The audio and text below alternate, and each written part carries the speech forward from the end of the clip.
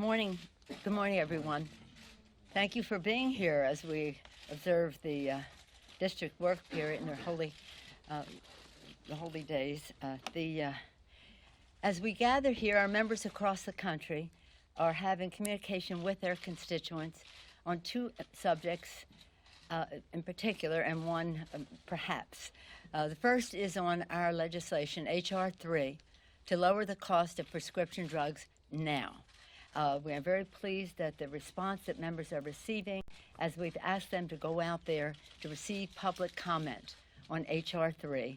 And when they return, we will be ready to proceed, some in committee, others just among members, to present the legislation. H.R. 3 is important because, as I've said to you before, across the country, you could see grown men cry at meetings because of the cost of prescription drugs. It's almost impossible for them to be healthy and financially healthy with the rising cost of prescription drugs. In the last year's election, this was a very high priority. It continues to be. So when the president says that he can't do anything if he has the threat of impeachment or the consideration of impeachment, I hope he doesn't mean he doesn't want to work together to lower the cost of prescription drugs. It would give the secretary additional powers to negotiate for lower cost. It would end the disparity of cost between what consumers in America pay and what they pay in other countries.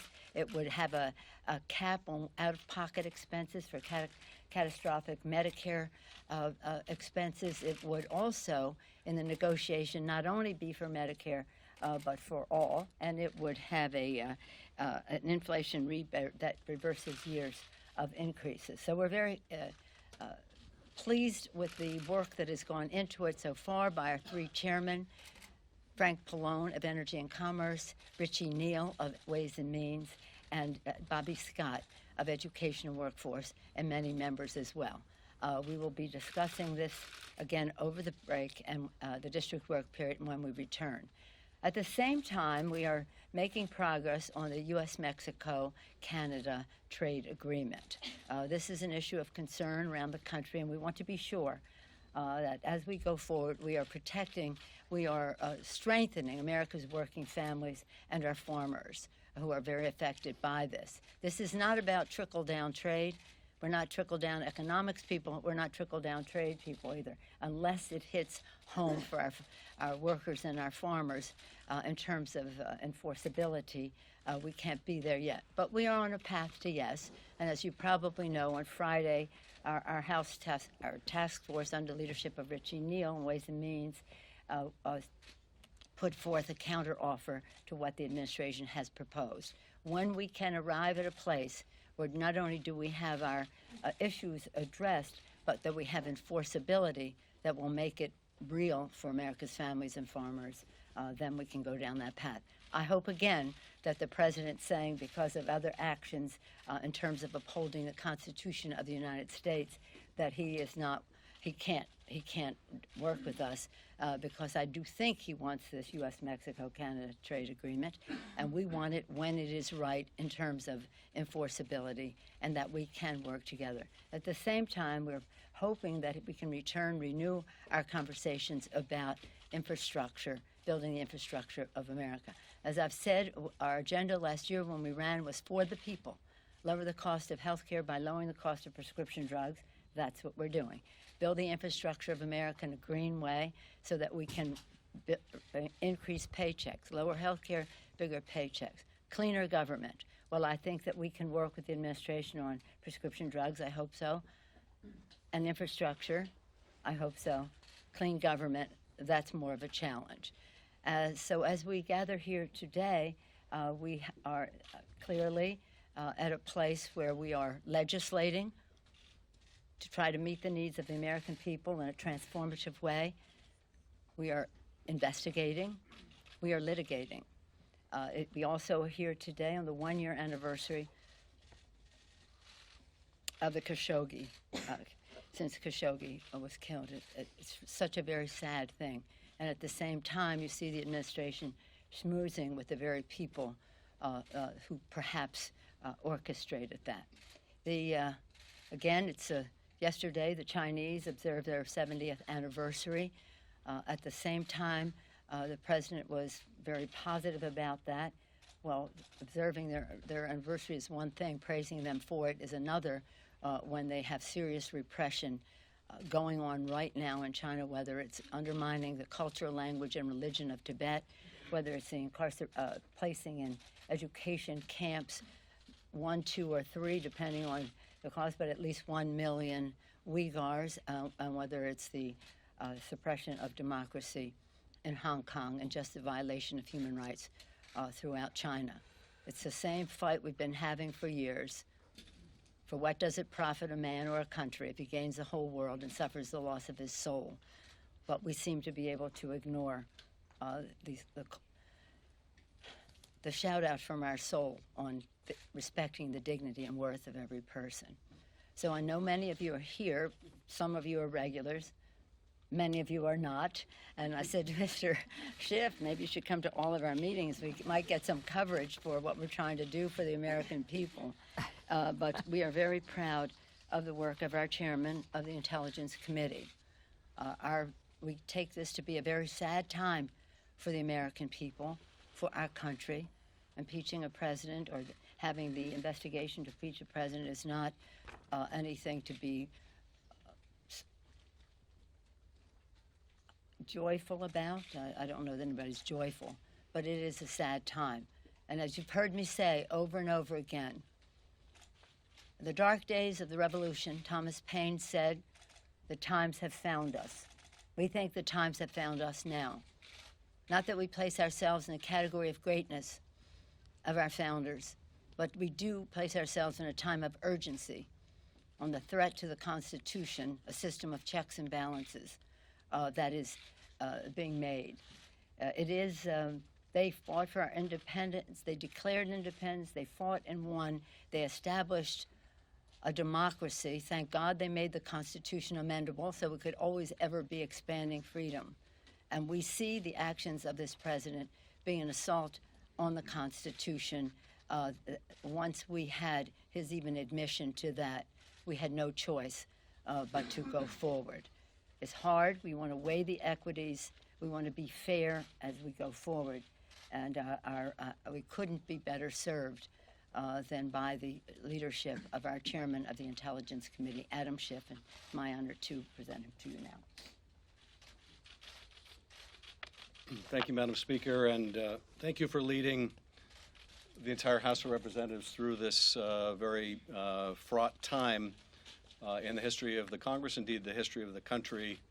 I also want to express my own condolence once again to the family of Jamal Khashoggi, who bravely sought to advocate for free expression in Saudi Arabia, and it cost him his life.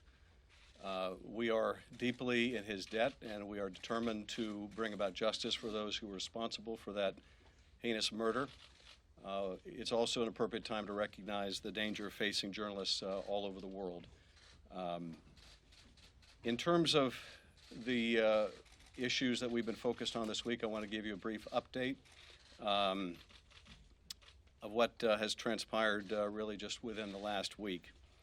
Last Thursday, the Intelligence Committee held an open hearing with the Acting Director of National Intelligence. The following day, Chairman Engel issued a subpoena to the State Department in close consultation with myself and Chairman Cummings. We are deeply concerned about Secretary Pompeo's effort now to potentially interfere with witnesses whose testimony is needed before our committee, many of whom are mentioned in the whistleblower complaint. And we want to make it abundantly clear that any effort by the Secretary, by the President, or anyone else to interfere with the Congress's ability to call before it relevant witnesses will be considered as evidence of obstruction of the lawful functions of Congress. And more than that, will allow an adverse inference to be drawn as to the underlying facts. That if they are going to prevent witnesses from coming forward to testify on the allegations in the whistleblower complaint, that will create an adverse inference that those allegations are in fact correct. On Monday, I issued a subpoena to Rudy Giuliani, again in consultation with Chairman Cummings and Engel. We expect Mr. Giuliani to comply with the legal process we are using. He is obviously a key figure in all of this by his own admission as well as by the allegations in the whistleblower complaint. Today, and just within the last half hour, Chairman Cummings noticed a subpoena that will go out later this week or next week after the notice period has expired, that committee intends to subpoena documents that the White House has been withholding from Congress. We are obviously coordinating very closely with Chairman Cummings on that. On Thursday, Ambassador Volker is scheduled to appear before our committee. And on Friday, the Inspector General of the IC, Mr. Atkinson, will appear before the committee and testify as well. The last time that the Inspector General testified, we did not have the complaint. We now do. And we certainly intend to ask the Director about the efforts that were made to corroborate that complaint, which we now know the Inspector General found both credible and urgent. Next week, we have also scheduled a deposition or interview with the former U.S. Ambassador Yovanovitch to Ukraine, and we are in discussion with other State Department witnesses to secure their depositions. So we've been very busy, as you can tell, this week. We're going to be very busy again next week. We are proceeding deliberately, but at the same time, we feel a real sense of urgency here that this work needs to get done, and it needs to get done in a responsible period of time. Thank you.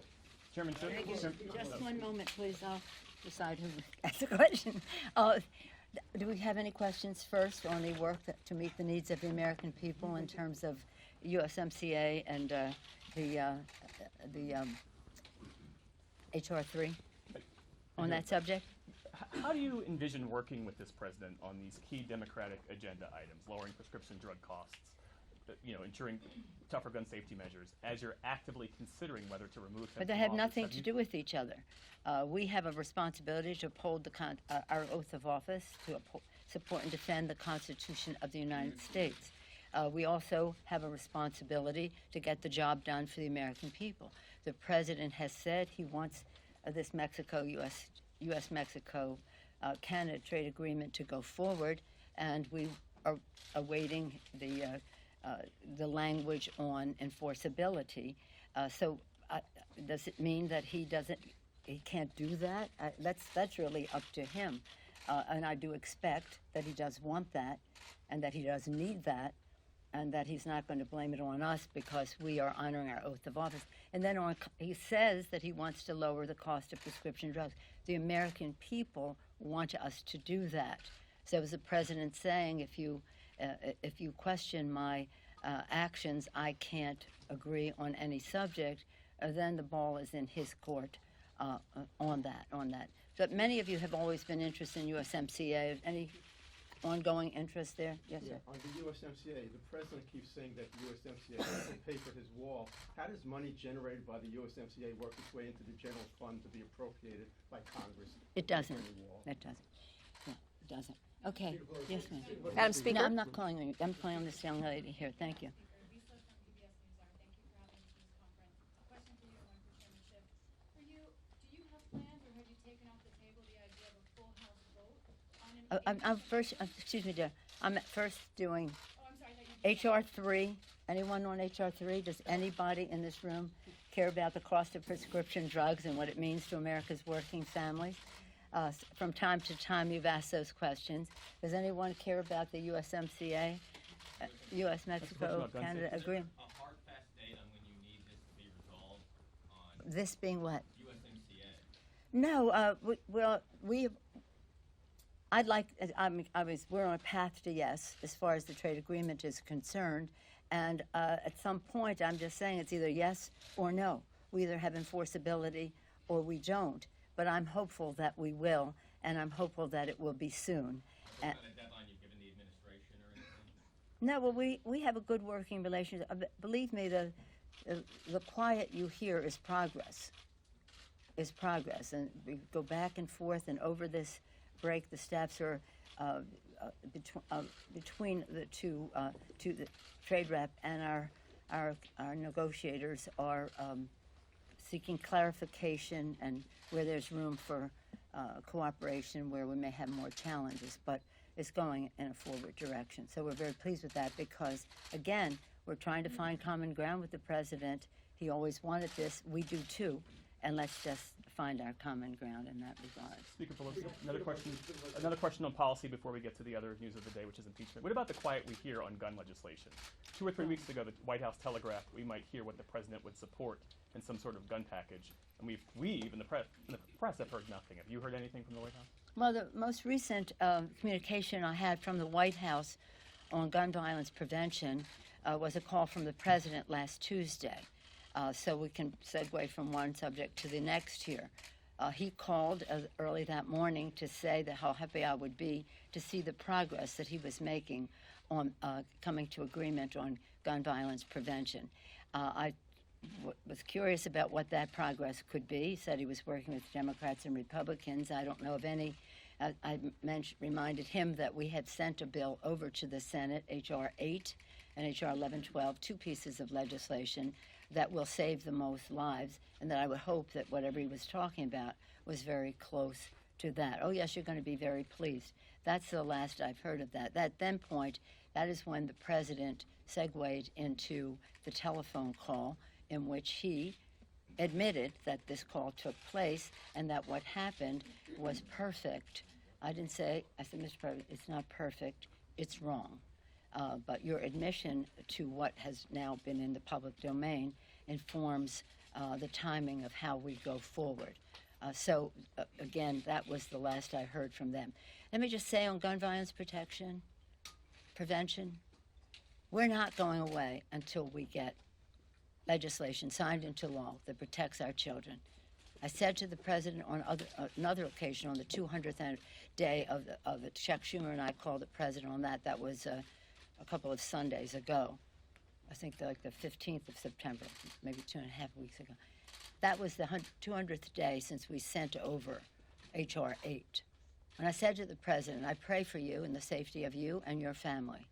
And I hope that pray that God will give you an illumination,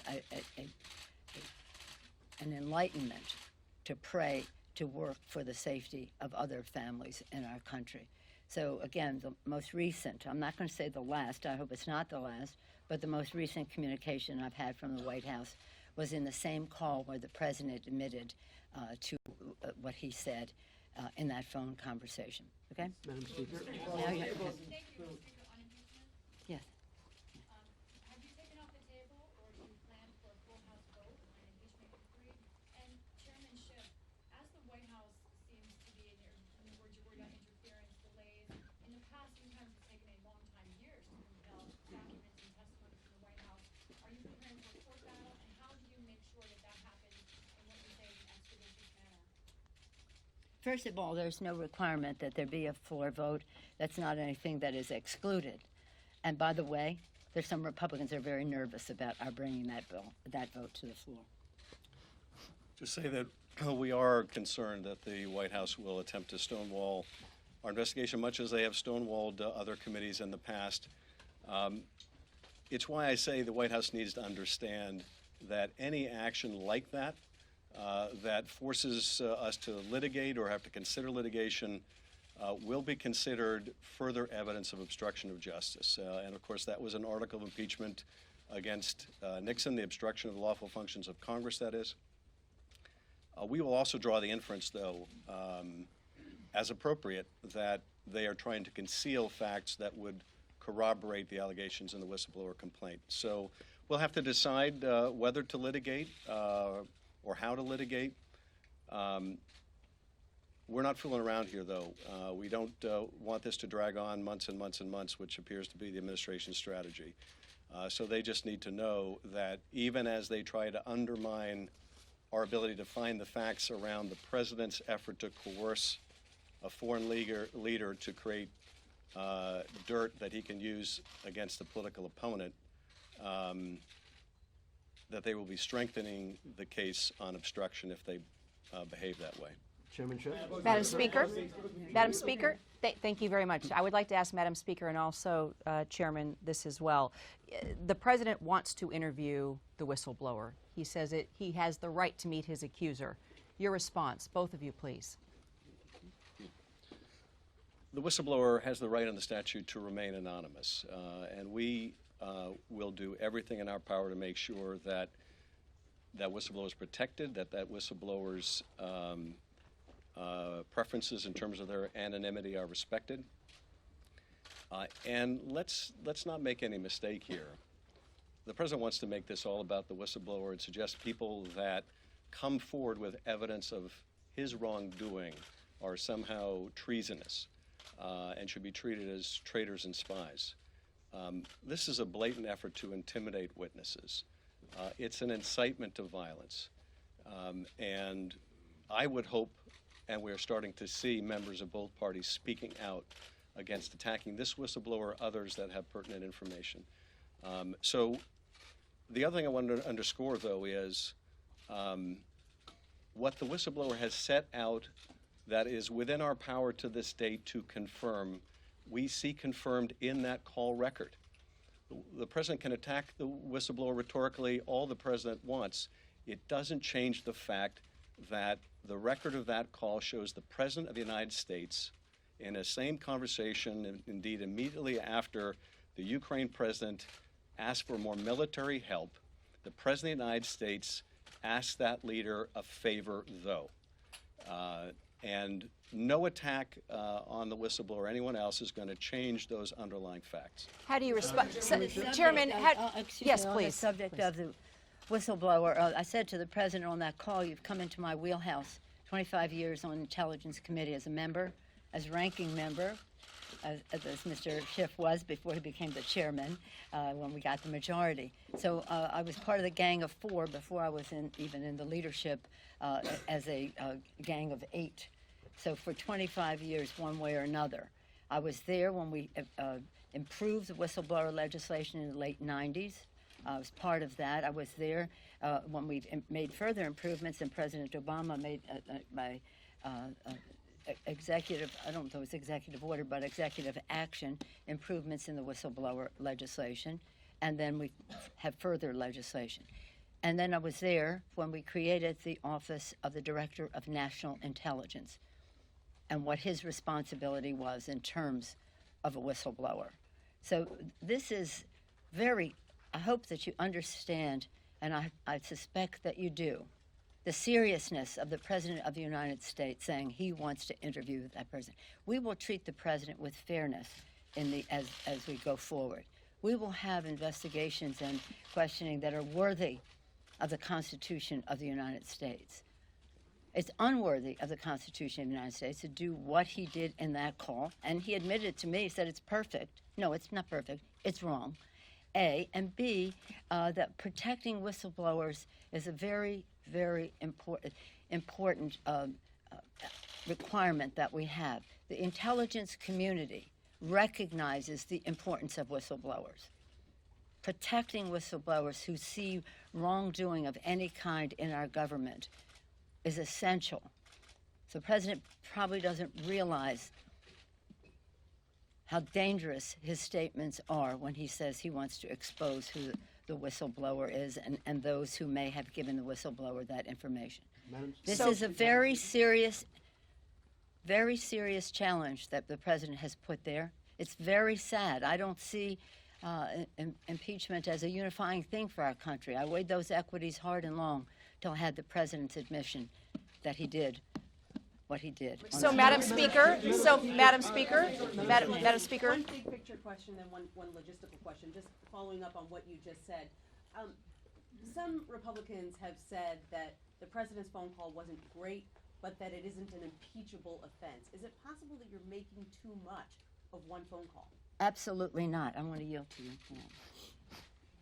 Well, if you think about what the framers were concerned about at the time of the drafting of the Constitution, they were paramountly concerned about foreign interference in American affairs. They wanted to ensure that the President of the United States was defending the interests and national security of the United States and not corruptly, secretly advancing some private agenda with a foreign power. It's hard to imagine a set of circumstances that would have alarmed the founders more than what's on that call, where you have a president using the full power of his office to try to effectively coerce a foreign leader that is completely dependent on our country for military, economic, diplomatic, and other support, to intervene in our election to help his campaign. It's hard to imagine a more corrupt course of conduct. So to my Republican colleagues that say there's nothing to see here, or yeah, it's bad, but is it really something you'd remove from the president from office for? They're going to have to answer, if this conduct doesn't rise to the level of the concern the founders have, what conduct does? Now, we only know some of the facts at this point. The call record seems to be pretty indisputed. The suspension of military assistance is undisputed now. The sequestration of this call record and maybe others into a file in which they were never supposed to be placed, a file that is for classified information of the highest order, covert action, for example, those facts are not contested. But all the facts around that we still need to flesh out. What was the State Department's role? What was the Secretary's role? What was the role of the Attorney General? There's a great more that we need to know to understand the full depth of the president's misconduct. And maybe when that comes out, it will persuade some of those Republicans to recognize the gravity of the situation. But I think we have to be realistic here. There seems to be no floor below which this president can drop that some of the GOP members, and maybe even many of the GOP members, would not be willing to endorse, look away from, avoid comment on, let alone rise to condemn as incompatible with the duties of his office. Make no mistake, in that telephone call, the president undermined our national security because of his what he had done a few days earlier. So the president said, well, I didn't say that in the call. No, the sequencing of it. You have to look at the sequence. A few days before, the president withdrew that. Now, why? Why would that just come from the president? There was no, as far as we know, and we'll find out if there is, any National Security Council justification for the president withdrawing assistance that had been passed by the Congress of the United States in a bipartisan way. And then the president, just on his own, decided he was going to use it as leverage. So using that as leverage, we have supported that military assistance in the interest of our national security, undermining our national security, undermining his oath of office to protect and defend the Constitution because he was overthrowing an act of Congress just on his own, undermining the integrity of our elections. And that's what means something to people in their lives. They have to know that their vote counts and that it will be counted as cast. And this President of the United States is stooping to a level that is beneath the dignity of the Constitution of the United States and our founders, since the chairman mentioned our founders. They put guardrails in the Constitution because they knew there might be someone who would overplay his or her power. They never thought that we would have a president who would kick those guardrails over and disregard the Constitution and say, Article 2 says that I can do whatever I feel like. So this is sad. We have to be prayerful. We have to be worthy of the Constitution as we go forward. We have to be fair to the president, and that's why this is an inquiry and not an outright impeachment. And we have to give the president his chance to exonerate himself, but he thinks what he did was perfect. So we have that situation. But I say to my colleagues, calmness, quiet, so that we can hear what is being said in this regard. Again, when on that very day, September 17th, that was Constitution Day, a Tuesday, 2 Tuesdays ago from yesterday. That was when that explosion hit of what possibly happened in that phone conversation, which the president confirmed to me in our call. Madam Speaker. And that day, was the day we observed the adoption of our Constitution, September 17th.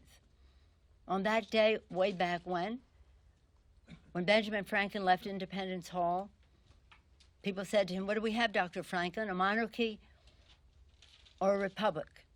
He said, "A republic, if we can keep it."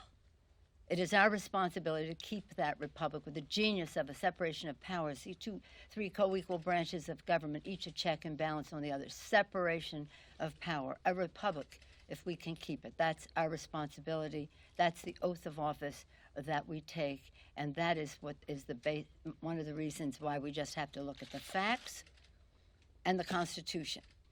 Any other objections people may have to the president have no place in this discussion in terms of, is he too cowardly to protect children from gun violence? Is he too cruel to protect dreamers? Is he too in denial to understand climate change? The list goes on. Save that for the election.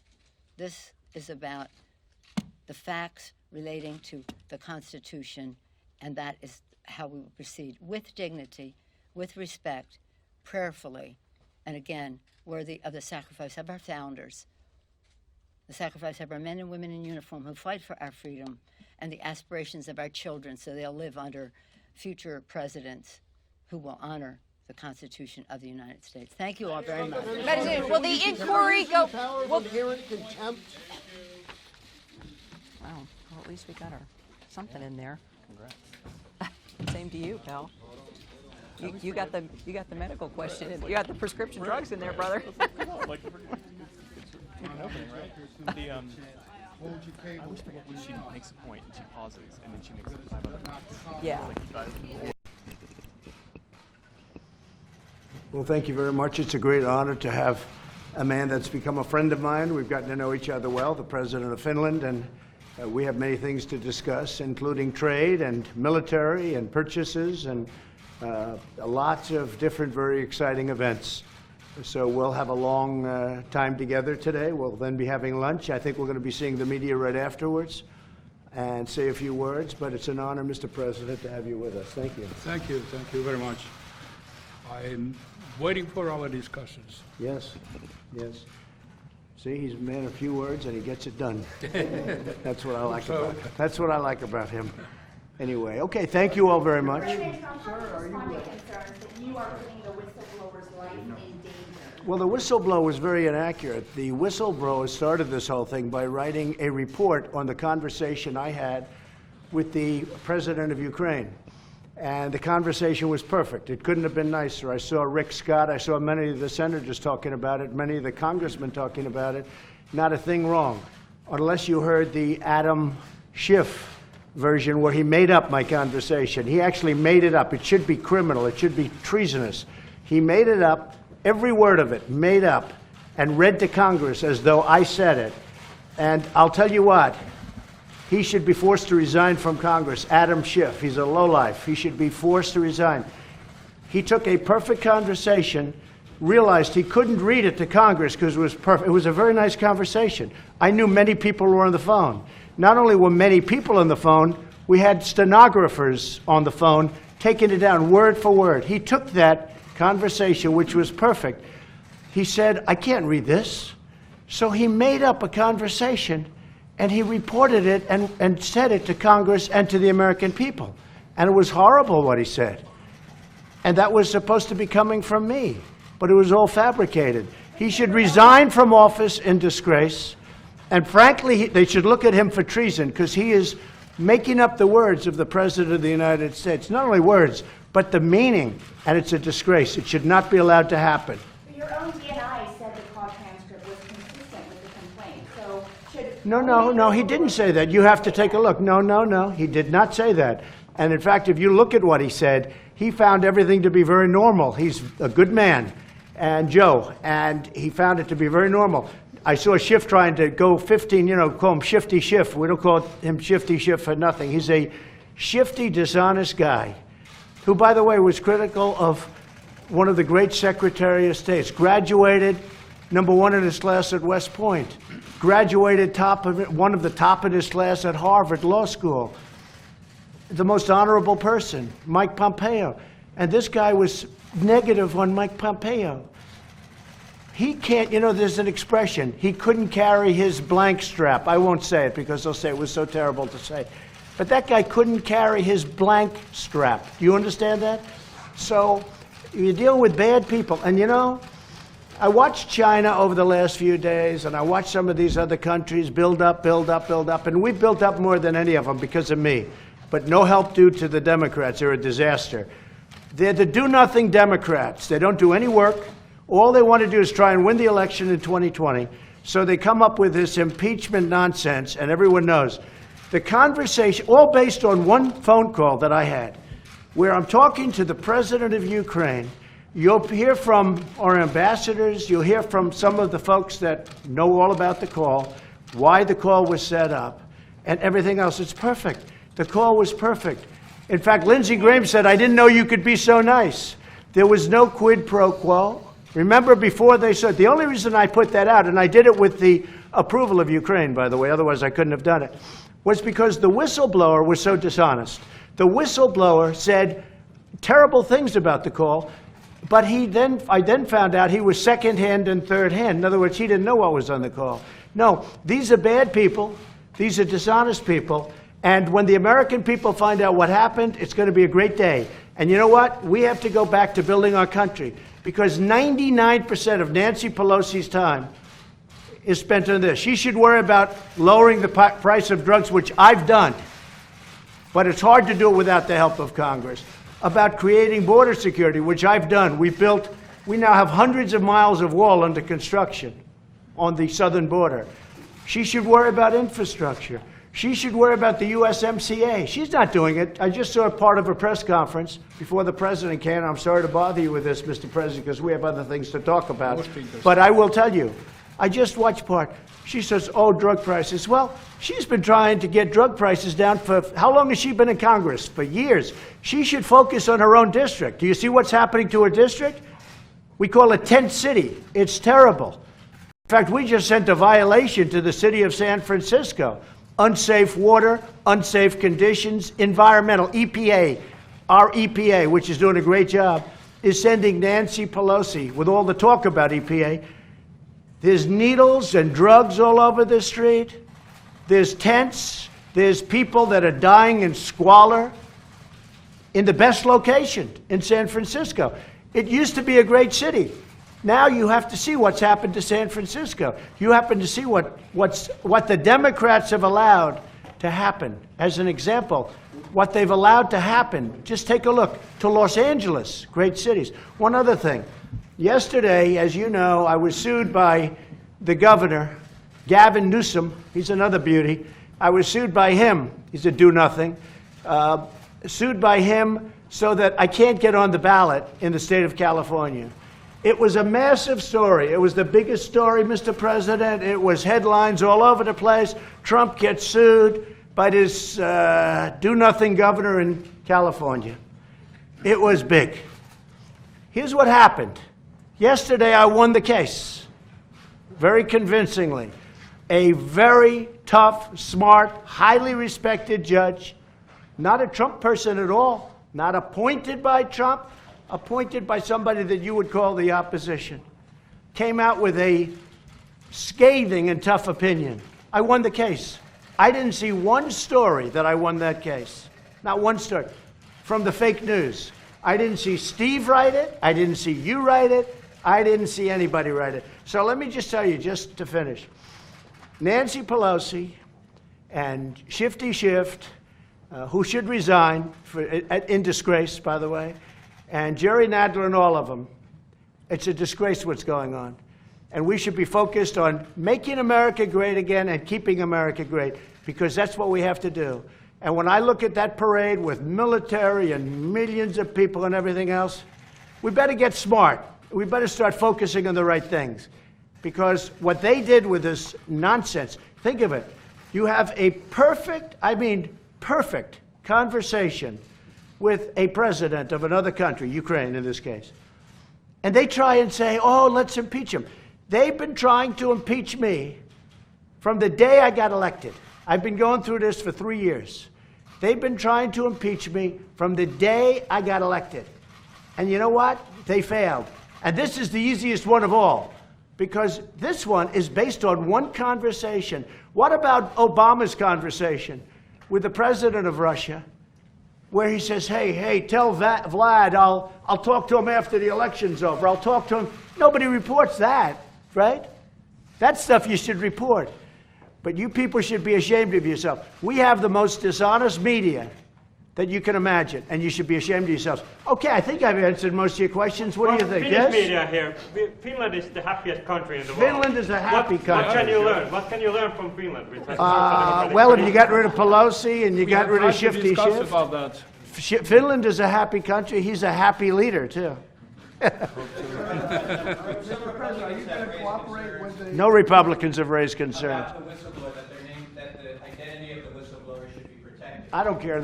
Look, I think a whistleblower should be protected if the whistleblower's legitimate. But when the whistleblower makes a big report on the conversation I had with a president of Ukraine, and it was a great conversation. We talked mostly about congratulations on your win.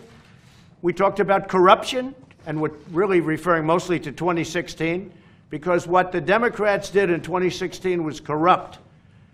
And let's see what happens. They're more concerned with that than they are with me and impeachment. They're trying to hide what maybe is coming. I let our great, if you look, I let our great law enforcement take care of it, okay? Attorney General Barr, I guess, is working on it, and I hope he's working on it, because what happened in 2016 is a disgrace to this country. And they're more worried about that, because they know they're guilty as hell, all right? They're much more worried about that. Is the whistleblower immediately illegitimate if they are reporting misconduct? When a whistleblower, okay, are you ready? I heard the whistleblower's report from you people, and how bad it was about just a simple conversation. By the way, this whole thing revolves around a simple conversation. And if you remember at the beginning, it was quid pro quo. That's all you heard about.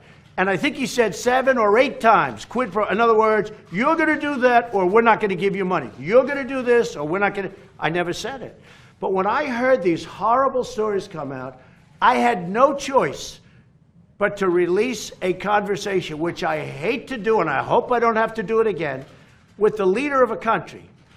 I asked a certain person to call up a certain person in that country to get permission to do it. Otherwise, I wouldn't have been able to do it. And if I didn't do it, and I appreciate Ukraine for allowing us to release the conversation, but it was so innocent, it didn't hurt them. If anything, it helped them, because it was a very innocent conversation. But when a whistleblower takes that very nice, innocent, Lindsey Graham said, I never knew you were that nice a person. He said, you never asked him for anything. You were really, really nice. Lindsey was saying, I never knew you were so nice. That was a perfect conversation. I heard Rick Scott today say that was a perfect conversation. How can they impeach him on that conversation? He read it. He's a very smart guy from Florida, Rick Scott. And he said, that was a perfect conversation. How can you impeach somebody on that conversation? But the whistleblower wrote not that conversation. He wrote a vicious conversation. In other words, he either got it totally wrong, made it up, or the person giving the information to the whistleblower was dishonest. And this country has to find out who that person was, because that person's a spy, in my opinion. You ready? So when a whistleblower, purposely or not, gives something that's totally erroneous. Now, here's where I fooled them. They never thought I'd release the conversation. They never thought in a million years that I'd release the conversation.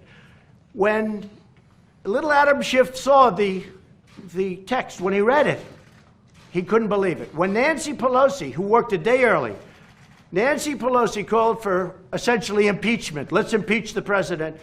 Before she saw the transcript, and this is an exact word-for-word transcript of the conversation, right? Taken by very talented stenographers. Listen to me. So when she saw that, I heard she went crazy. She said, we can't impeach him of this conversation. That's a great conversation. She went by the whistleblower. And the whistleblower was so bad, I wouldn't even think about it. But here's what happened.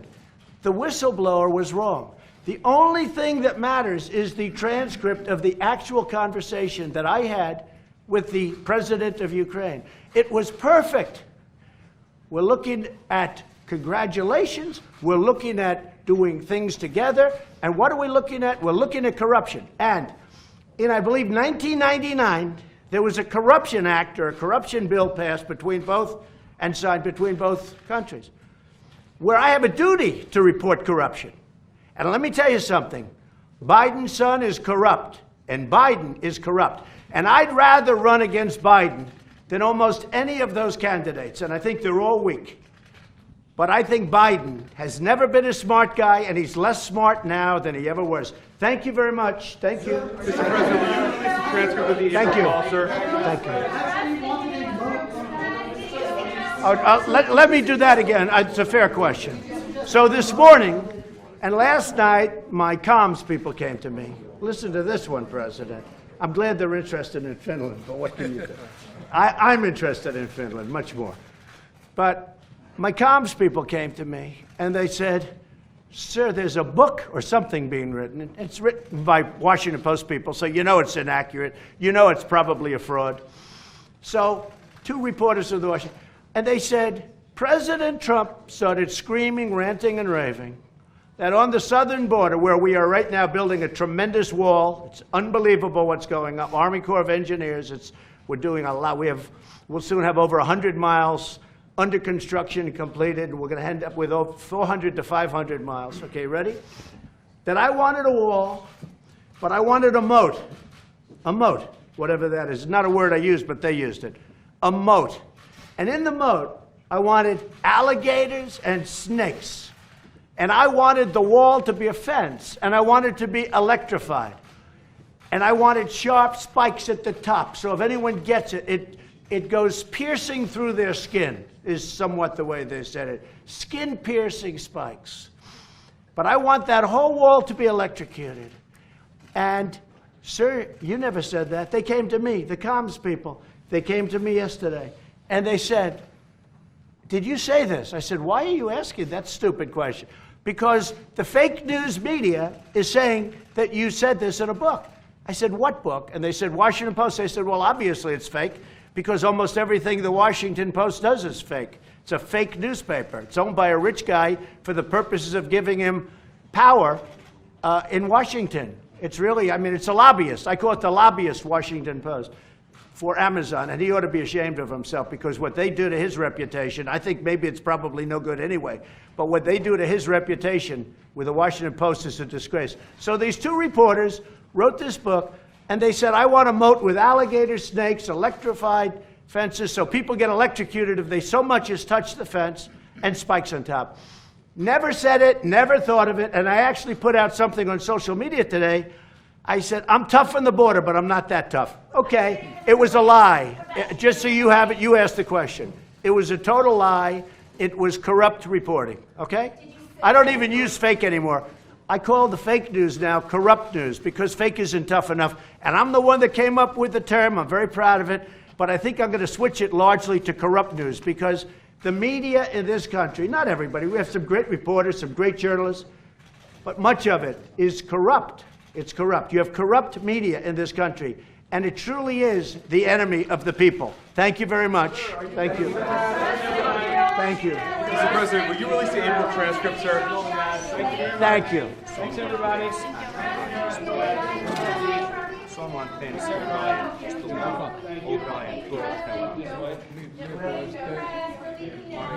Thank you very much. Thank you. Thanks. Thank you. Go right to the Lonely Stars.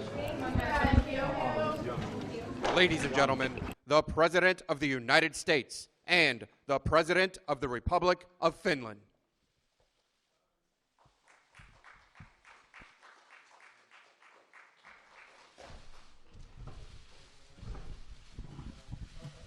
Thank you very much. Thank you.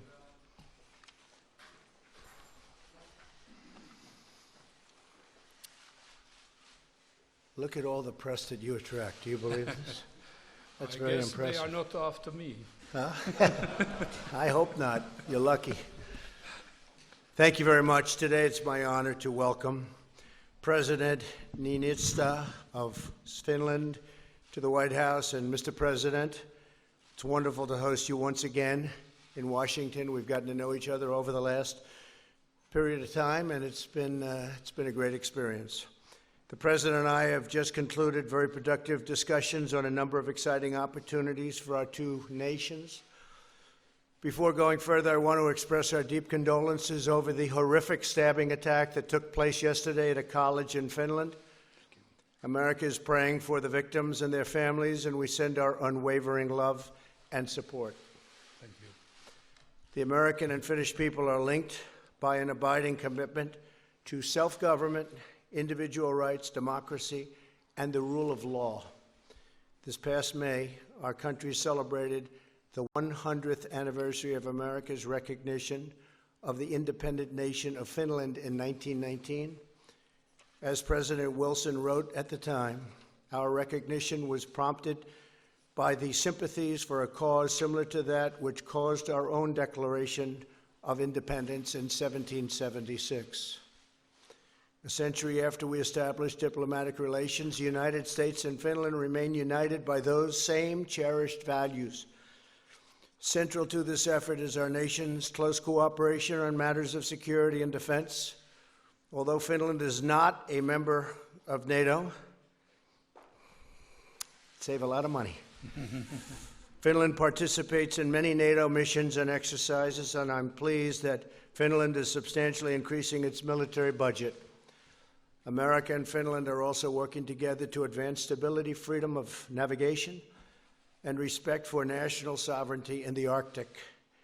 Both of our nations are committed to a secure Arctic region free from external intrusion, interference, and coercion.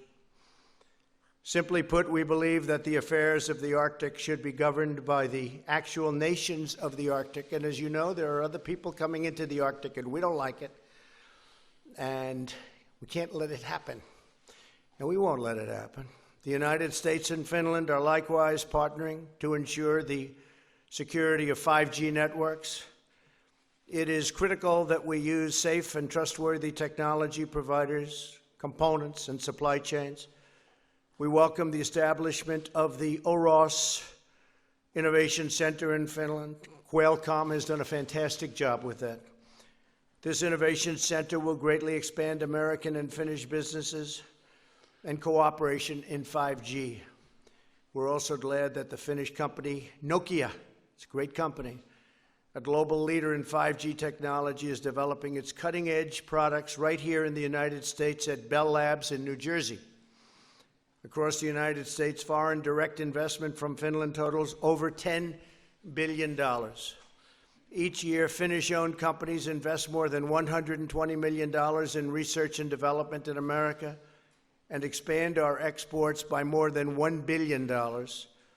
Just today, Finnish Nokian Tires opened a new manufacturing plant in Dayton, Tennessee, a $360 million investment that is creating hundreds of brand new, beautiful jobs for a great state, Tennessee. We love Tennessee, so they made a wise choice. You never lose when you go to Tennessee. I encourage other Finnish companies to increase their investments in the United States. There has simply never been a better time to do business in America. We have passed the largest tax cuts and reform and also regulation cuts in the history of our country. We slashed business tax, and we're fueling job growth through our record-setting campaign to abolish all of those really terrible, unnecessary regulations. We have plenty of regulations, but many of them we didn't need. We got rid of them. The American economy is booming. Wages are rising, incomes are soaring, and unemployment has hit its lowest level in more than half a century. We want Finnish companies to join in America's extraordinary economic revival. So many countries are coming in. It's the hot place. We have the hottest economy in the world, and it's the hot place to be. They all want to be here. The President and I are also working on a way to improve international trade based on the principle of fairness and, my favorite word, reciprocity. I hope that Finland, which now holds the rotating presidency of the EU Council, will support our efforts to achieve a mutually beneficial agreement with the European Union. We're going to have to start doing something with the European Union because they have not been treating this country right for many, many years, and they know it, and I tell them, and they know it. America's trade deficit with the EU has been averaging $160 billion a year for many, many years. Achieving more balanced and robust trade flows would greatly benefit both Finland and the United States. We also appreciate Finland's strong partnership in combating predatory trade practices worldwide, including the theft of intellectual property. From trade to security, from travel to commerce, we are immensely grateful for our close and deeply valued friendship with the people of Finland, great people. And we're now working on a deal to sell a large number of airplanes, fighter jets, hopefully to Finland. See how that works out. But we make the greatest jets in the world. We make the greatest missiles and military equipment anywhere in the world. Nobody's even close. Mr. President, I want to thank you again for visiting the White House. The history of our two nations is a profound testament to the importance of our independence and resolve to defend it. I look forward to continuing to work alongside of you as we safeguard our precious sovereignty and build a bright future of hope, harmony, and peace for the American and Finnish people. And thank you very much for being with us at the White House and the Oval Office. We had a very special number of hours. Appreciate it very much. Thank you, sir. Thank you, Mr. President. First of all, I will deliver your condolences to Finnish people. They do appreciate that. Thank you. Ladies and gentlemen, before meeting, I had some spare time, so I visited a couple of museums here, Museum of American History, Museum of American African History, and Museum of American Indian History. And in addition to that, I had a possibility of attending ceremony in Arlington. Mr. President, you have here a great democracy. Keep it going on. We had a very good discussion with the President. Like you mentioned, our diplomatic relations are 100 years old. During that time, we have developed our cooperation a lot, not only in official meetings like this, but American and Finnish people, scientists, for example, meet each other, cooperating, working together. We have quite a lot of cooperation in security sector, also in defense. Because I think that we share the feeling that the most important thing for the nation is to guarantee security to its citizens. And that is the starting point for Finland also to this cooperation. I wanted to take up with the President the importance of transatlantic cooperation. Well, we all know Europe needs USA. But I say that USA needs also Europe. We know the price of everything. We should recognize also the value of everything.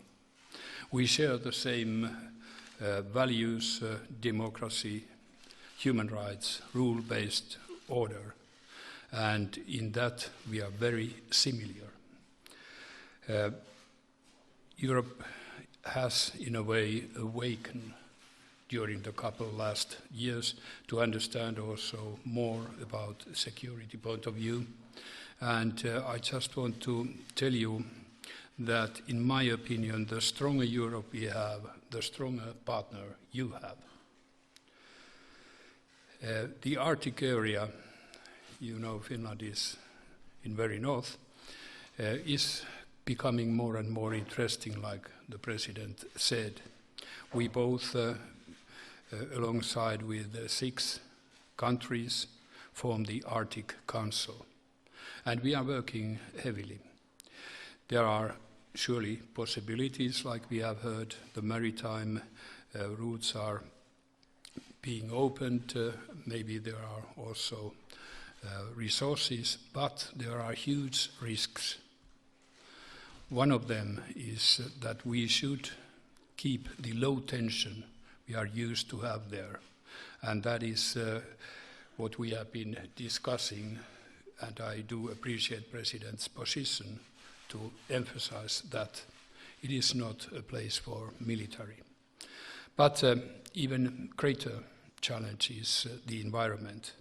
And I'm very glad that we started to talk 2 years ago in this very house about black coal.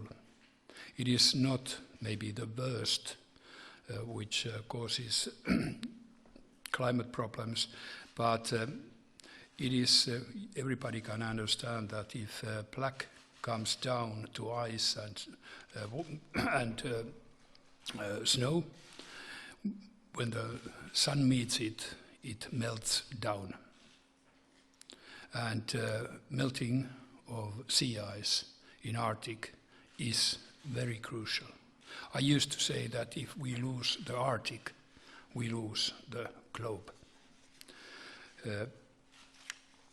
We add a couple of words, very important ones, on arms control. Some of us remember the worst years of Cold War in 1960s. There was no agreement at all, just Cold War. We can't let the situation return, no agreement at all about arms control.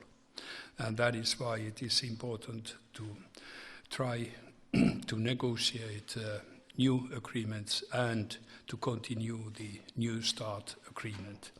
That would be a good new start for international cooperation on that. To end up with, you, Mr. President, referred to 5G issues, ICT as a whole. We are very proud to have the excellence of Center of Excellence of Hybrid in Helsinki. USA has been very helpful in that.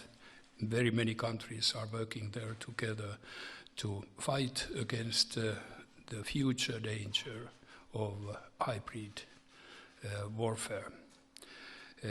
What comes to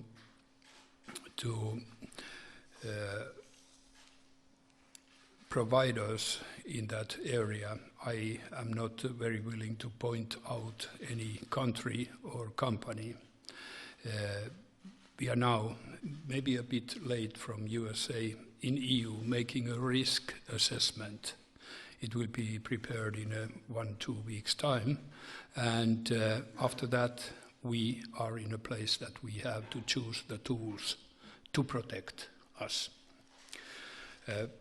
Mr. President, I want to thank you very much for having a possibility of meeting you here. It is very valuable, and I found our discussions very open, very interesting, and giving a lot to my little country. Thank you, sir. Thank you. Before we take questions, something happened that's been going on for many decades, and we came to a conclusion. Could I ask Ambassador Pence to just come up for 1 second and explain the importance of what just took place? Because this has been going on for many, many years. And this is Ambassador Pence, no relationship to our great Vice President. Hard to believe. Nobody believes that, but that's true. That was one. Right? But I have been introduced as his father, his brother, his cousin, his uncle. We are friends. Good afternoon. When I arrived in Helsinki about 1.5 years ago, there were a stack of papers on the desk, a couple of which concerned indigenous peoples from the southwestern United States, Arizona, Colorado, including probably most predominantly, but generically I referred to them as Hopi Indians. They were one of the group. In 1895, a lot of their remains had been excavated and removed, along with about 500 artifacts, to Finland. And there they've remained despite a lot of activity to get them back. And I'll just jump to the end and say, through the good offices of our State Department, but in particular, President Niinistö and his entire team, we've secured a mutual agreement whereby all of those remains, including a number of petrified bodies will be going back to be put back where they were buried. So it's special to us, and I think it's probably special to indigenous peoples everywhere around the globe, that we're all concerned about paying appropriate respect to those who have departed before us. So thank you both of you presidents for supporting this. Thank you, fantastic, Jim. Thank you, be careful. Thank you. Thank you. That's a great job, Mr. Ambassador. That's been going on for many, many decades. So I just want to thank you. Outstanding. John Roberts. Mr. President, thank you. President Inishno. If I could, sir, I've got two pertinent questions to ask you. Maybe I could ask them separately to get a fresh answer out of each one. The three House committees that are looking into the impeachment inquiry gave notice today that they will be sending a subpoena to the White House for documents and other materials. Will you cooperate with those subpoenas? Well, I always cooperate. This is a hoax. This is the greatest hoax. This is just a continuation of what's been playing out, John, for the last, since my election, I would say, if you want, and probably we'll find out soon, but probably even before my election. This is a fraudulent crime on the American people, but we'll work together with Shifty Shift and Pelosi and all of them, and we'll see what happens, because we did absolutely. I had a great call with the president of Ukraine. It was 100%. You have the transcript. And then Schiff went up, and he got, as the chairman of the committee, got up and related a call that didn't take place. He made up the language. Hard to believe. Nobody's ever seen this. I think he had some kind of a mental breakdown. But he went up to the microphone, and he read a statement from the President of the United States as if I were on the call. Because what happened is, when he looked at the sheet, which was an exact transcript of my call, done by very talented people that do this, exact, word for word, he said, wow, he didn't do anything wrong. So he made it up. He went up to a microphone, and in front of the American people and in Congress, he went out and he gave a whole presentation of words that the President of the United States never said. It has to be a criminal act. It has to be. And he should resign. And some people even say it was treason. But it was a very sad thing. Just so you know, the call was perfect, the real call, the call I made. Many people were on the line. I knew that because usually when I speak to foreign country leaders, you can name any one of them, but when I speak on the phone, I know that we have many people listening from various intelligence agencies.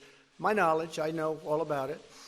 And so this isn't something like, oh, gee, I'm on the line, let's talk about a big secret. This is many people on the line. I don't even know how many. We'll find out, I guess. But many people. Mike Pompeo was on the line. Didn't say anything. He just, because they listen for both knowledge and for security reasons and for lots of reasons. But the president of Ukraine at the United Nations the other day, and previous to that, he announced through his spokesperson, said there was absolutely no pressure put on him. There was no quid pro quo at all. And if you look at this whistleblowers, which I have a lot of respect for whistleblowers, but only when they're real, his report of the phone call was totally different than the fact. But what got them was they never thought I was going to release the call, because I don't like doing that. I don't want to do it. I hope I don't have to do it again. Release phone calls to foreign dignitaries, to foreign leaders. I don't want to do that, John. I don't want to do it again. But I did it with the permission of the Ukrainian government. We got permission. We called up their representatives and asked them, would it be okay? Otherwise, I couldn't have done it. And if I wouldn't have done it, I would have been exposed to a lie. Because the whistleblower report, didn't he say 7 or 8 times I said quid pro quo? In other words, you're going to do this or you're not going to get money.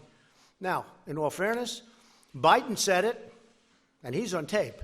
In all fairness, you have at least 4 United States senators, Democrats, that said it, and they said it a lot stronger than even Schiff and his made-up story said it.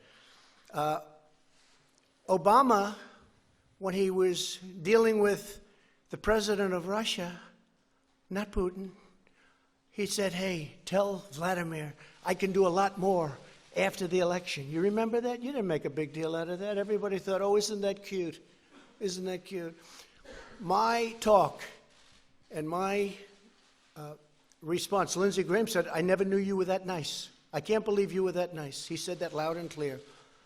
It was perfect. It was perfect. Not a thing wrong with it. To impeach a president over a fraud that was committed by other people that want to win an election in 2020, which they won't, is incredible. This is the greatest hoax. Now, it's gone on for a long time. We had the Mueller collusion delusion, okay? That went on for years. And that's finally done. No collusion, no obstruction, no nothing. It was a joke, and everyone knows it. And it was from the day one. Now, I get 3 days of peace, and I'm walking into the United Nations, going to meet with the biggest leaders in the world, and I hear about the word impeachment. I said, what did I do now? And it was about a beautiful conversation that I had. And just remember this, the Ukrainian new president, a fine man, said, I don't know what you're talking about. There was no pressure. And he said it a number of times. Okay, what's your second question?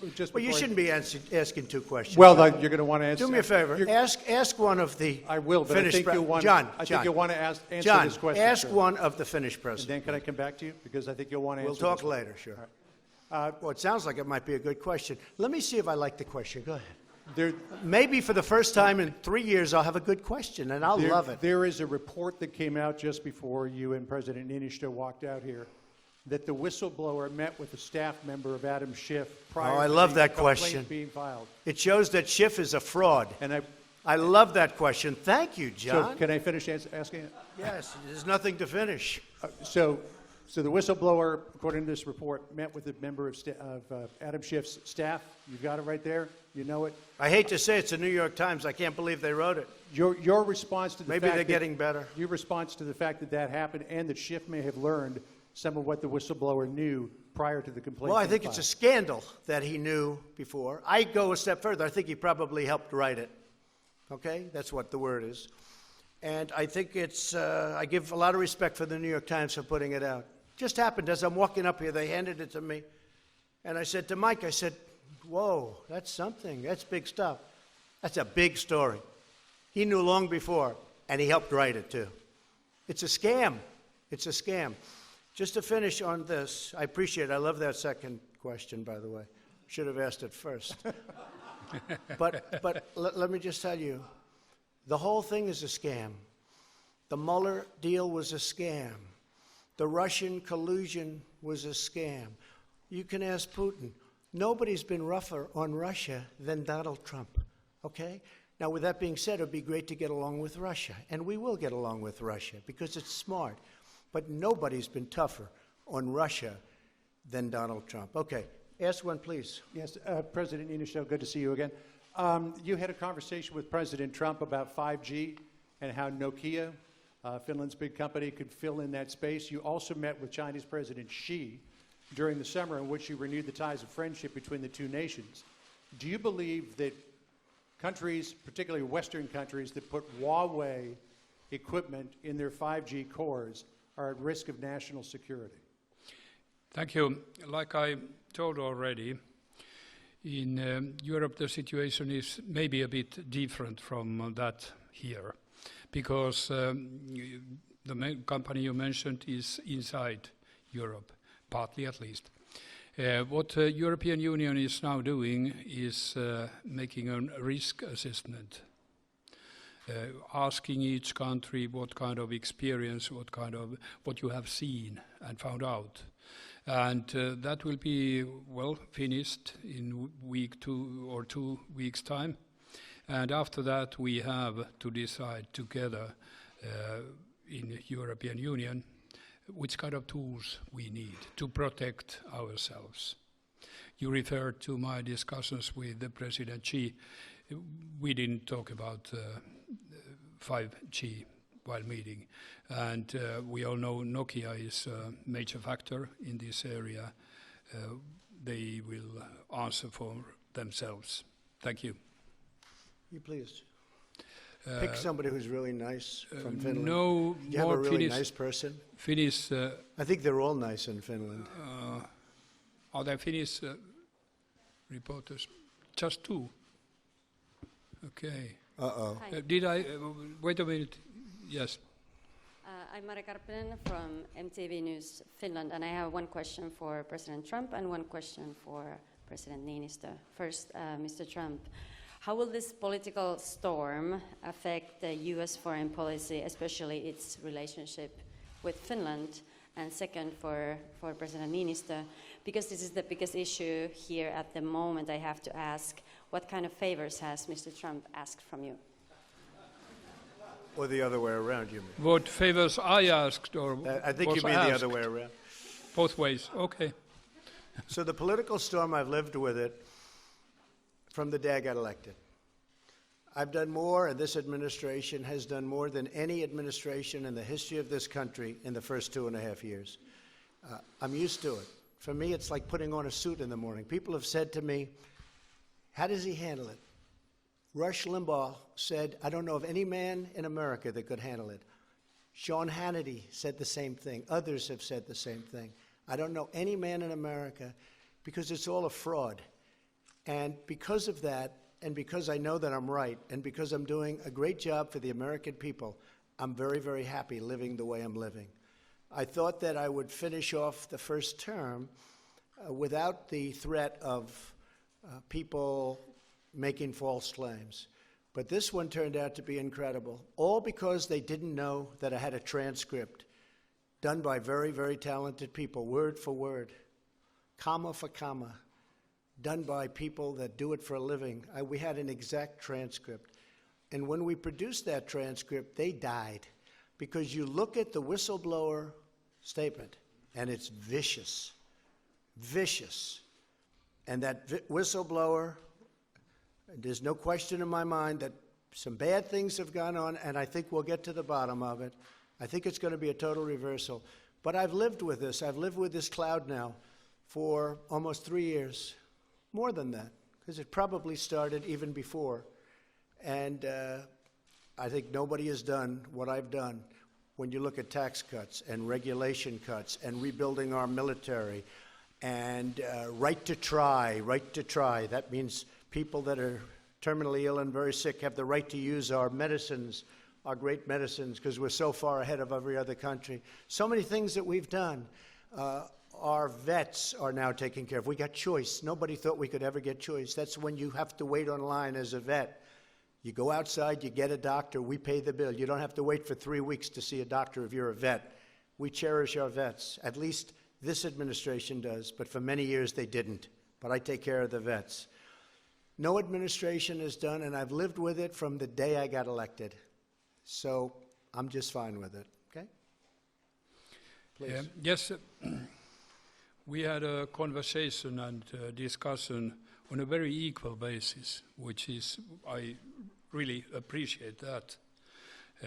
Well, I had one request specifically. I wanted the President to take more notice on transatlantic relations, because I consider it's useful both for USA and Europe. Well, we were discussing also trading. I told the President that the big purchase we are doing on fighters will be finished in 2 years' time. We have 5 different candidates, 3 from Europe and 2 from United States. He answered that ours is best. Jeff, go ahead. Thank you, sir. Jeff Mason from Reuters. Mr. President, I'd like to ask you about your use of the word treason. You've used it repeatedly in the last few days. Do you consider anyone who opposes you treasonous? No, I consider when they lie, when they stand before our great body in our great chamber, and they make up a story that's fiction, like Schiff did. He took that perfect conversation I had with the Ukrainian president, and he made it into a total lie. It was a total fabrication. And you do admit that.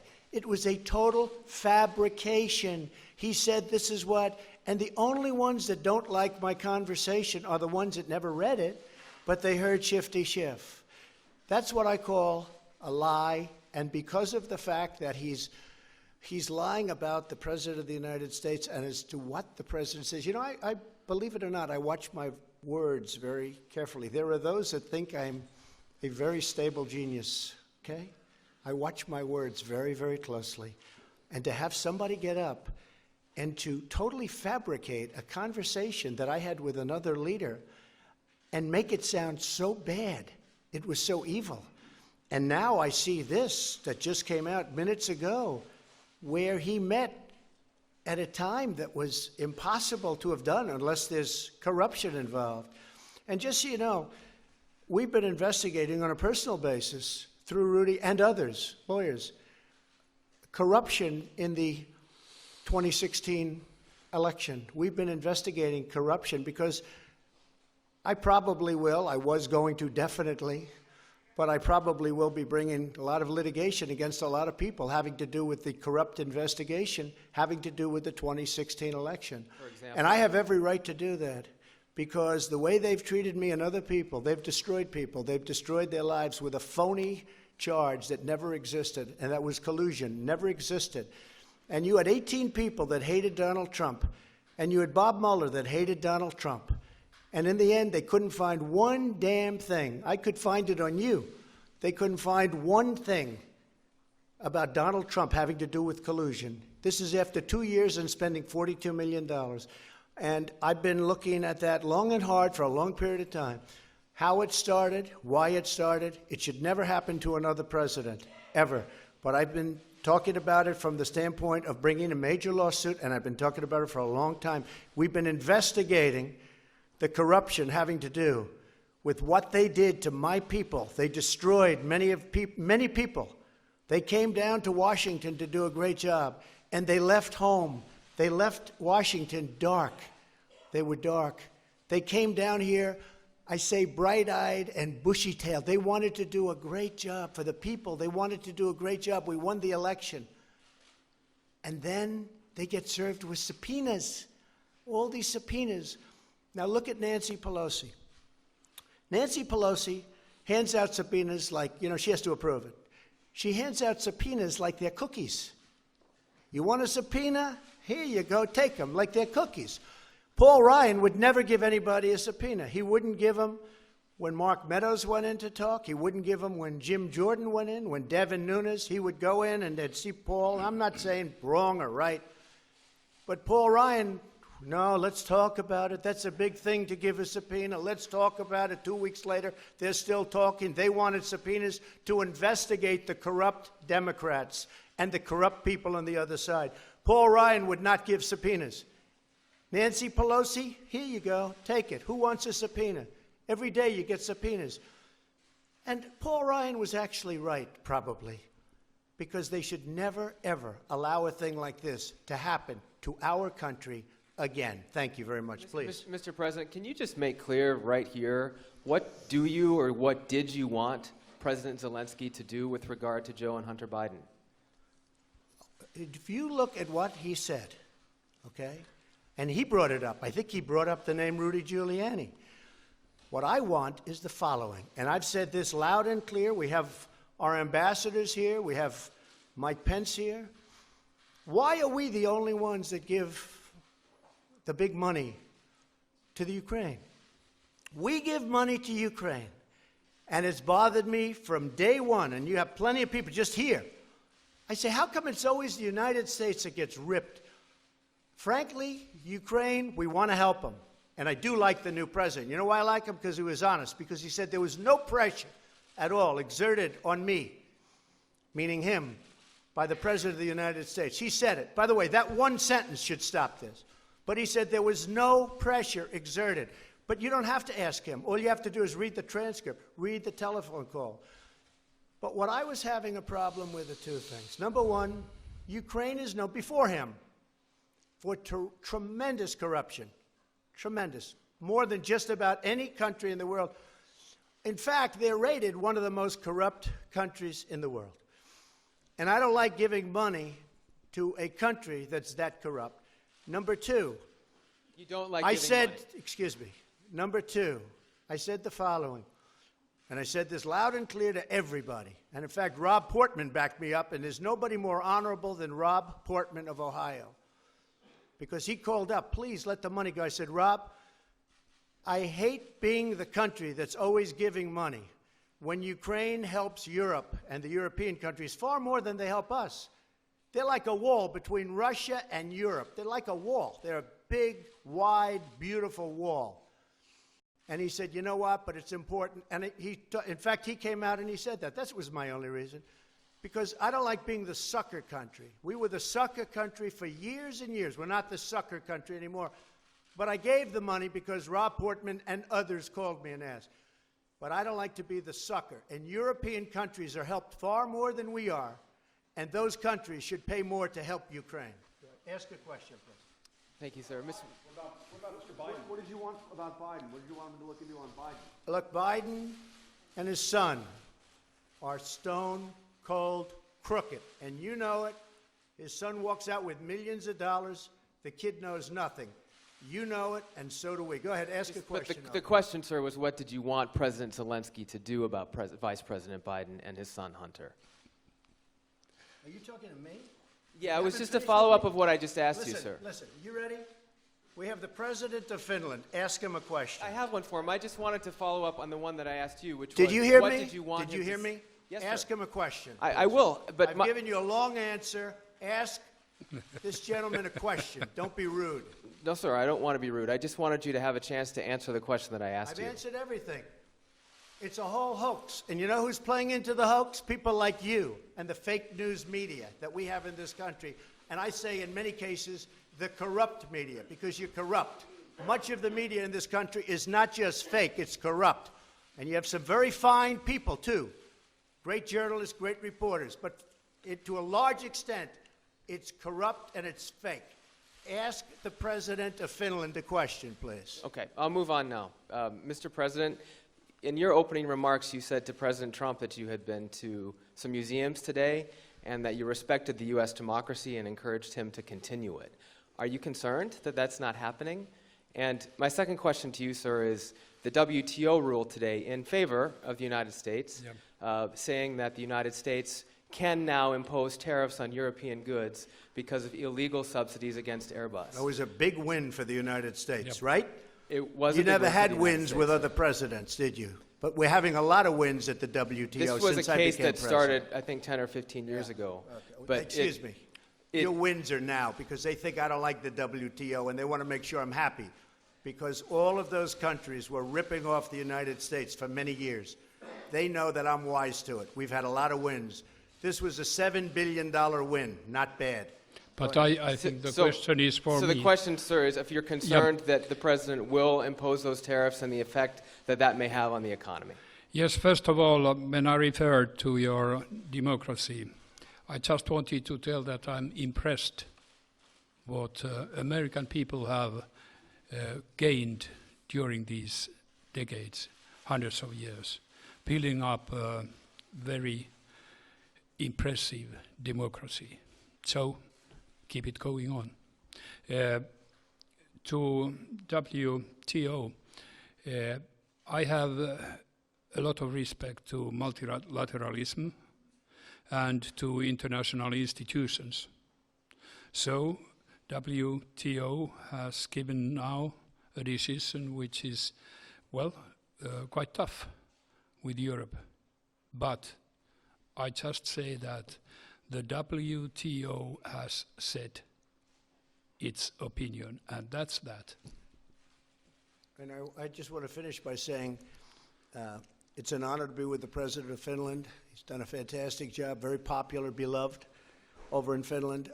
The WTO has been much better to us since I've been president because they understand they can't get away with what they've been getting away with for so many years, which is ripping off the United States. And please remember the President's last remarks, that we are a great democracy. The United States is a great democracy. And I'm airing what I'm airing because we are, in fact, a democracy. And if the press were straight and honest and forthright and tough, we would be a far greater nation. We would be a far greater when we don't have the CNNs of the world who are corrupt people. Thank you very much, everybody. Mr. President, Nancy Pelosi says you are scared. Nancy Pelosi says you are scared of impeachment. Is she right?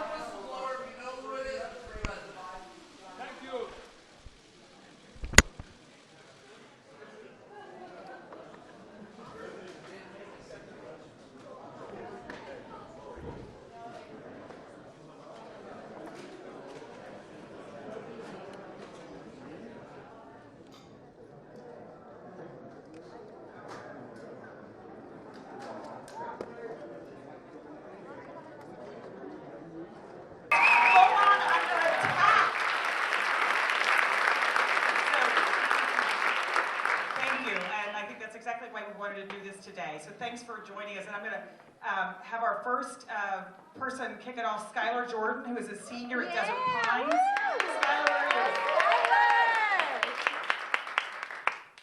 Hello. My name is Skylar Jordan, and I'm a senior at Desert Pines High School. Gun violence in schools has become increasingly common these days, especially with the influx of police presence. Not only does this frighten me, but it frightens my friends and my family. And I'm worried about what things will be like for my little sister when she enters high school. As president, what will you do to make sure our schools are safe from gun violence? Yeah. Well, first of all, I applaud your leadership, Skylar. Thank you, because on this and so many other issues that are challenging us, including the climate crisis, and I can go down the list, it is you, our young leaders, that are going to lead, and we will follow you. And so, what are we going to do about it? Well, first of all, look, I have, in my career, personally hugged more mothers of homicide victims than I care.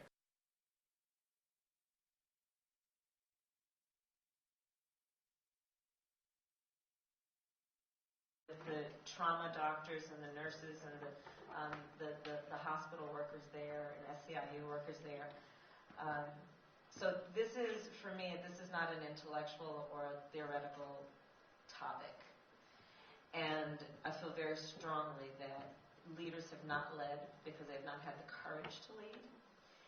When elected, it is my promise to you, I will give the United States Congress 100 days to pull their act together on it, put a bill on my desk for signature with comprehensive background checks and an assault weapons ban, and if they do not, I will take executive action to put in place a comprehensive background requirement and the ban of importation of assault weapons into our country. That being said, specifically about schools. Again, unlike the guy in the White House who's got a woman by the name of Betsy DeVos running the federal Department of Education, and so her solution to this is to say put a gun in the hands of teachers, when in fact those teachers do not want a gun in their hand, but they do want a raise, which we need to give them. We've got to address this issue, but from the top down, and it starts with smart gun safety laws. Because I don't want that you, and I mean this in respect to your leadership, but I don't want the babies of our community. Because this is how I was raised. I'm sure all of us were raised this way. They are the babies of our community. They are our children. Elementary, middle, high school students who've been going back to school over the last couple weeks to have to go through a drill when they're taught about how to hide in a closet or crouch in a corner in the event there's a mass shooter room in the hallways of our school. They are being traumatized. I want that you are sitting in that classroom with that big brain of yours and enjoying the discoveries of math, science, and art. Not worried with the other half of your brain about what might be busting through the door. And so it's a real issue. I was in, as you can imagine, Iowa. I've spent a lot of time, I'm going to virtually move to Iowa. And a young woman at the steak fry, at the annual steak fry, came up to me, college age, probably a year older than you, a couple years older than you, and she was crying. Her body was crying, and she was teared up, and she said, I don't want to die. I don't want that for you. I don't want that for you. So it's a big priority for me. And I look forward to working together with you on it.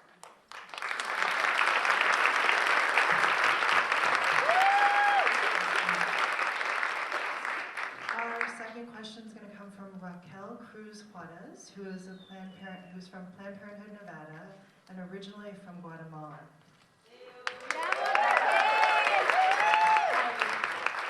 having me, Senator Harris. Thank you for acknowledging that choice has been absent on the debate stage. All of us at Planned Parenthood have noticed. Like she mentioned, my name is Raquel, and I'm a Central American immigrant, and I'm also fighting for reproductive rights. Every single day I wake up and I wonder what someone's going to tweet about further vilifying my community as immigrants, but also wondering if access to safe legal abortion is going to continue being a right in this country. So my question for you, the Trump and Pence administration recently introduced the Title X gag rule. For those of you that don't know, Title X is the nation's family planning leading service, or funding service, and Planned Parenthood is often the recipient. This gag rule makes it illegal for providers like Planned Parenthood health centers to refer their patients for abortion and threatens the healthcare of 4 million people who rely on this program. In Nevada, nearly 60% of all Title X patients in the state are uninsured, and their health could be at risk. How do you plan on protecting the vital care that these patients need from ideological extreme policies like the Title X gag rule? Thank you, first of all, for your leadership. That's the real mark of a leader, that you stand tall when every kind of force just seems to be working against you, but you still do it. So, as with the previous point, this is something that I not only have a very strong perspective on in terms of what I plan to do as president, but also I have a history of working on it. So on this issue, even when I was Attorney General of California, where legislators and various municipalities would try and pass laws that would restrict a woman's access, we had the whole issue about what we had in terms of the safety bubble around women. I mean, I can go on and down, and I've always fought against them in the courtrooms of America. But here's what I plan on doing as president. There is no question that this is a moment where there is a full-on attack against women's access to reproductive health. I was in Alabama a couple of months ago. That legislature passed a law that would criminalize a physician and potentially sentence her to up to 99 years for assisting with a procedure. And it is not an extreme statement for us to say and know. Women will die because of these laws. And in particular, poor women and women of color. They who do not have access to the resources to travel to a place where there can be a safe and physician-assisted procedure. Women will die. So part of the challenge before us is we must continue to support Planned Parenthood and all of the community-based organizations that are wrapping arms around these women and their families to ensure that they have access to what their healthcare needs require. We need to continue to support the community-based nonprofit legal work that is happening to challenge these laws in the courts. And that I think of as being the work that we do on the defensive, but I'm also prepared to take it to the offensive. So here's what I pledge to you. When elected, the United States Department of Justice, and let me just put the background. I ran the California Department of Justice, which is the second largest Department of Justice in the United States, second only to the United States Department of Justice. When we get elected, we will require that the United States Department of Justice review any law coming out of any state that restricts access for constitutionality and compliance with Roe v. Wade, and if it does not comply, it cannot go into effect.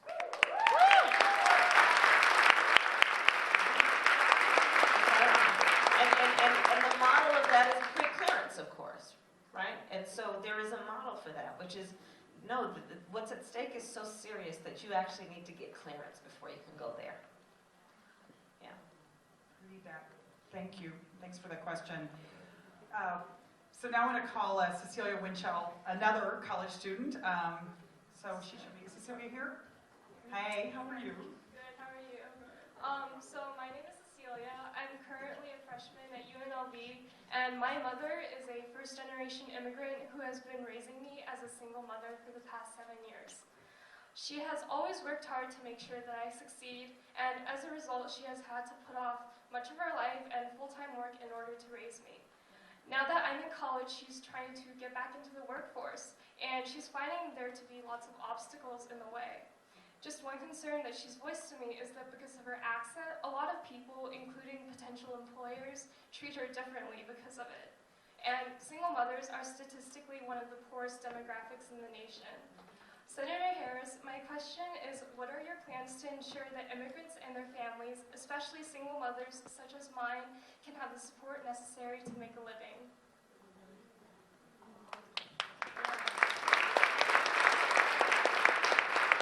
So I was also raised by a strong mother, who was all of 5 feet tall, but if you had ever met her, you would have thought she was 10 feet tall. She was ferocious and proud and tough. And so I know your mother. I know who she is. And what we have to do is a number of things. One, we have to continue to address the bias that exists against women of color and immigrant women. We have to be dedicated to the fact that if we're saying that as a value of this country that we care about and support families, then we have to understand what goes into raising a family, and that includes being able to have affordable child care, which is one of my highest priorities, being able to have paid family leave. What I will do is make sure that there is at least 12 weeks of paid family leave in America. It will be about equal pay for women. You all know the Equal Pay Act passed by the United States Congress, which means that you got all those people to agree that this was a thing, was passed in 1963. So you also know what the composition of the Congress was at that time. And they agreed that this is a thing, okay? Fast forward to 2019, women are paid on average 80 cents on the dollar, black women 61 cents, Native American women 58 cents, Latinas 53 cents. So there is still the work we need to do around equal pay, and part of my intention there is that we're going to shift the burden from that working woman to prove that she's not being paid equal for equal work to the corporation to prove they're paying people equally for equal work. And to post that on their website, and if they don't pay people equal for equal work, for each differential and percentage that they're not paying equal, there will be a fine based on their profits from the year before. That'll get their attention. It's about all of those things for your mother. It's about job training and also understanding that, you know, there's this pejorative term, many of you may have heard it, pink collar jobs, right? The jobs that traditionally, because of the stereotypes about what women can do and can't do, are the jobs that are open for women and by no coincidence pay the least and disproportionate compared to the value of the service. So there is always what we need to do to recognize that. There is the work that we need to do, you know, depending on what your mother is interested in doing and the skills that she'd like to develop. We've also got to allow collective bargaining, which means organizing labor around child care workers, home health care workers, and those jobs that a lot of women of color and immigrant women are taking on and doing around the clock and being paid pennies on the dollar, much less not receiving all the benefits of security that should come with some of the most valuable work that's being performed. So these and many other points that I'd like to make, but I know your mother is very proud of you, and I thank you for being a voice of such courage and leadership, so thank you for that.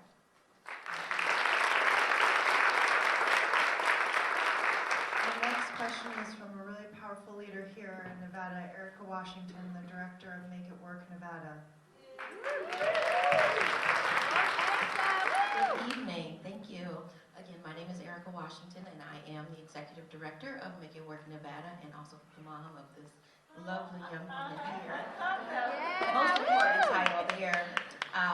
Make It Work Nevada is an organization that advocates for economic, racial, and reproductive justice issues that overly impact the lives of black women and their families. And I'm also a member of the supermajority because the majority, and that's women, should rule.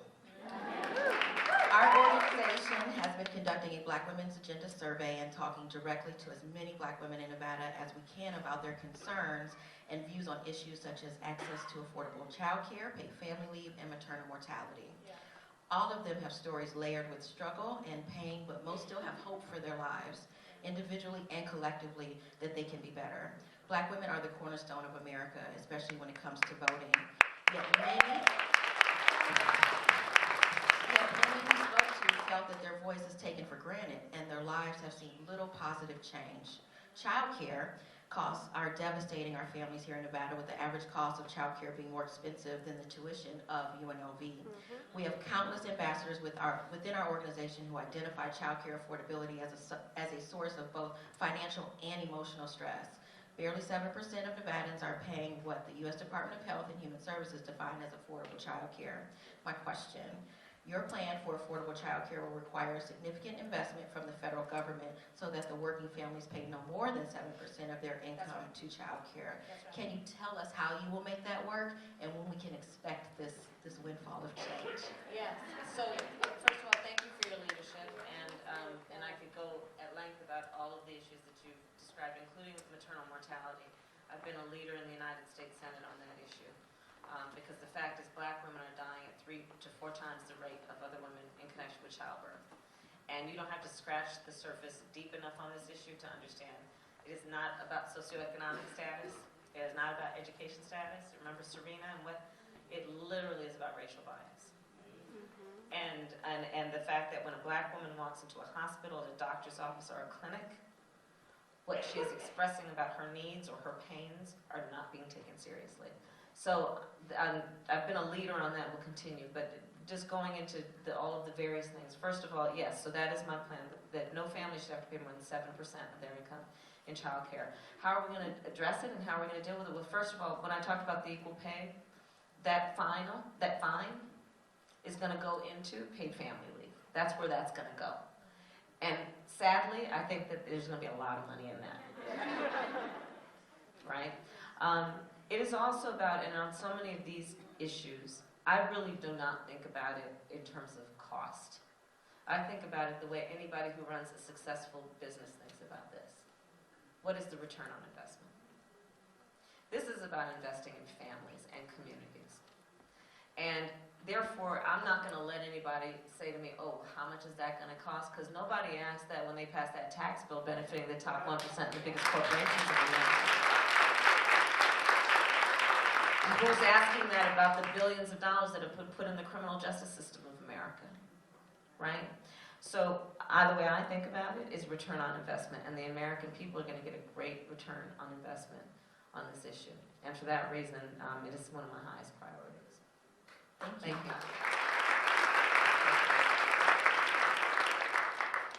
So we actually just finished a big poll, and it was interesting, a couple of things. One, actually half of women in this country say the economy is hurting them now over the last 2 years. So I think these issues, they're systemic problems, and I guess I would just acknowledge, I think one of the things that we think about as supermajority is it's not that we don't have good ideas, and you've laid out a lot of good ideas. We just have not built the political will in this country to get the job done, and I think that's what all of this is about. Another issue, though, that came up a lot is how many women in this country live in fear. The fear of violence in their home, on the street, even in their workplace. And so I think Kristen Finkbeiner is here, the ED of Moms Rising, and I think she was gonna, has a question, and our historian a question. Thanks, Kristen. Thank you. The moms of America believe everyone, absolutely everyone, has the right to be safe without the fear of violence or assault, regardless of race, gender, zip code, ability, identity, or any other factor. With the 2nd anniversary of Tarana Burke's Me Too movement coming up soon, what are your plans for addressing gender-based violence and for making sure that we are supporting survivors? Thank you. Thank you. That work has probably occupied the vast majority of my entire career. From the work that I did representing and fighting for victims of child sexual assault, to being the president of an organization that was over 18 nonprofit domestic violence service providers, and advocating for their needs, from the shelters to those that were helping women, because the majority of domestic violence victims were women, getting jobs and economic opportunity, to giving and making sure they have dignity. I have, early in my career, led an effort that was about young women, teenagers who were arrested for prostitution, to change the conversation to say, stop calling them teenage prostitutes. They are in fact sexually exploited youth. And instead of arresting them and putting them in juvenile hall, they should be going to a safe house and getting the support that they need, recognizing the lives that they have lived, how they've been exploited, and what we need to do because they are children. When I was Attorney General, I prosecuted, I think it was the first case in the country, involving, it was called You Got Posted, where basically mostly men would post photographs of women in various stages of nudity or undress and extort them. Because you see, what would happen is essentially a woman and man would be involved in a consensual relationship.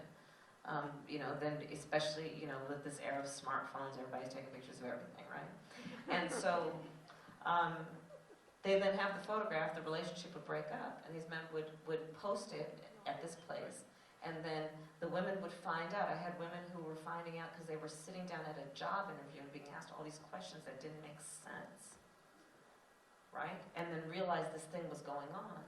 And they'd ask them to take down the photograph, and they'd say, yeah, if you give me some money. And I prosecuted that case, and with serious consequences for that offender. And what I also did is I said to the press, stop calling this revenge porn, because revenge suggests that she did something worthy of revenge. And then pornography, she did not do this consensually to sell it.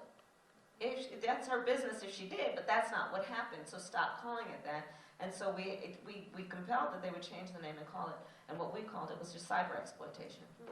I have, as you know, in the Kavanaugh hearings, and I just recently saw Christine Blasey Ford, who I've been in touch with, at a national level, hopefully providing the role of leadership that I can provide in the United States Senate to talk about the indignities that are still present by supposed leaders, some of the highest elected people in our government, who are still victimizing women and judging women. And I can go on and on with great detail about all the work I've done in my entire career that has been about fighting for women and girls around sexual exploitation, domestic violence, sexual violence, and throughout the gamut. It is something at my core that I feel a great sense of responsibility to do.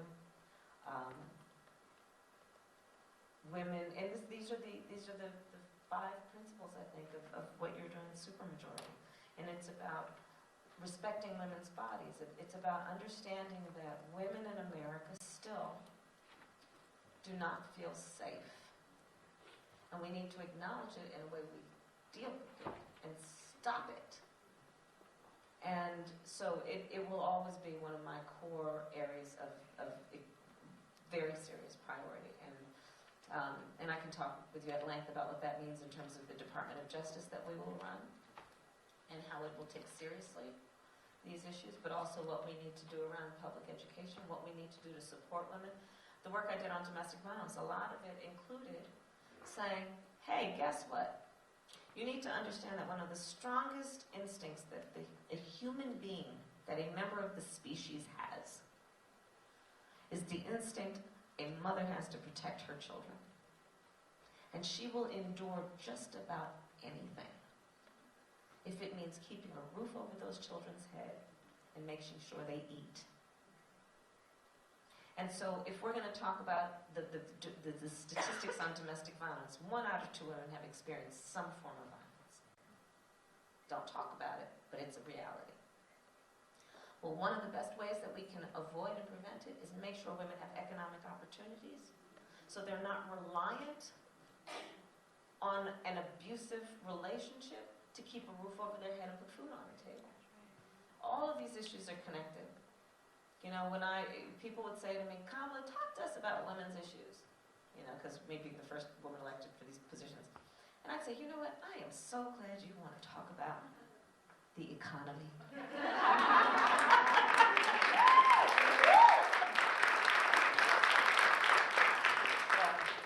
Thank you for your leadership. So we have time for one last question, and so I'm sorry because we're not going to get to everybody, and there's so many amazing people here. I hope you get to meet all of them. But Laura Martin, I think, is here, the Executive Director of Progressive Leadership Alliance of Nevada Action. She's an incredible leader. Oh, there you go. Thank you. Thank you. I'm glad I got the last question in. My name is Laura Martin, and I'm a member of Supermajority because I believe in the power of women to transform communities when they're given the space to lead authentically.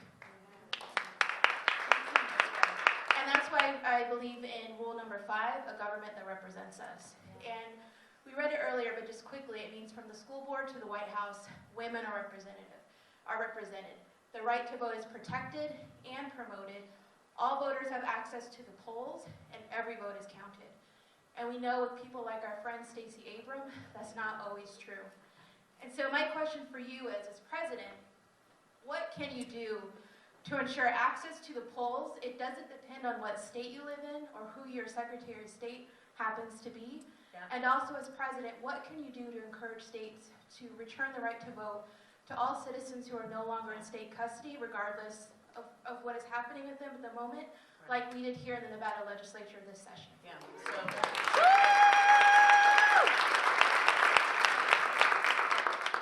first of all, I am a very strong advocate of what we need to do to re-enfranchise the vote among the formerly incarcerated.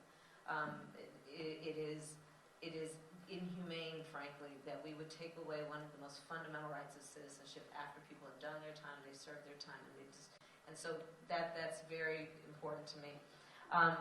We also need to deal with the fact that the United States Supreme Court gutted the Voting Rights Act.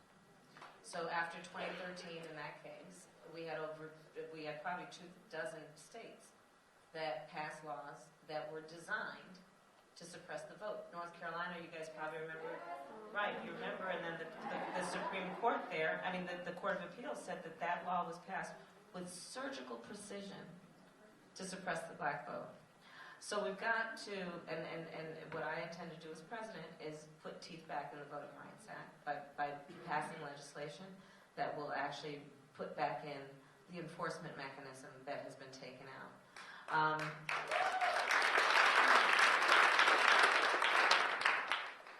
The other piece, and it's really important, is this.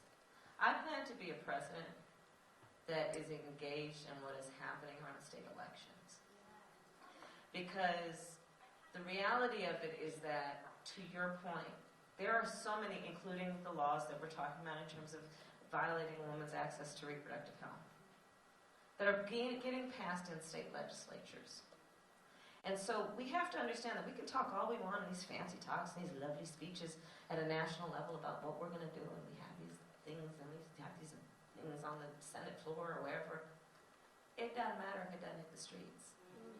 And a lot of that is about what happens in states. And so I plan to be a president who involves herself, understanding what the national impact will be of those things. But I do want to say this, because your question raises another point, that for me in this election has been the elephant in the room. And frankly, more candidly, the donkey in the room. And it's been this conversation about electability. Say it. I'm going there. Yeah. I'm going there. So here's the thing. And then reporters will ask me, well, what do you think about this whole question about, is America ready for you? And what I tell them is, you know what, this is not a new conversation for me. I've heard this conversation every time I have, and now here's the operative word, won. But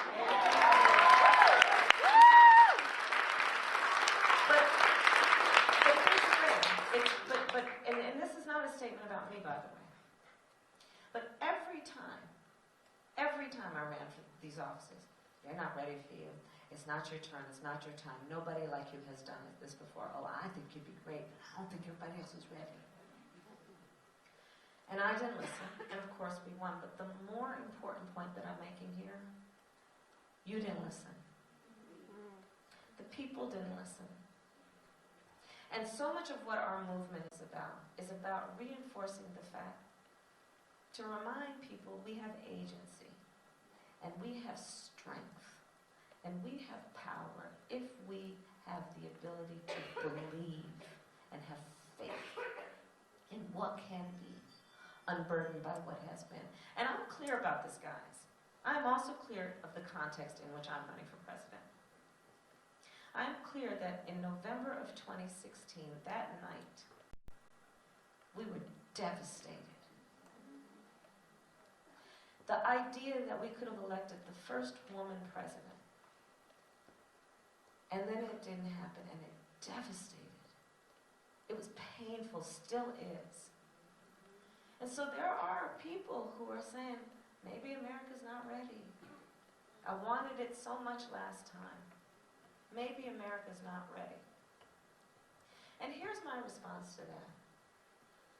We cannot wait for other people to give us permission to tell us what is possible.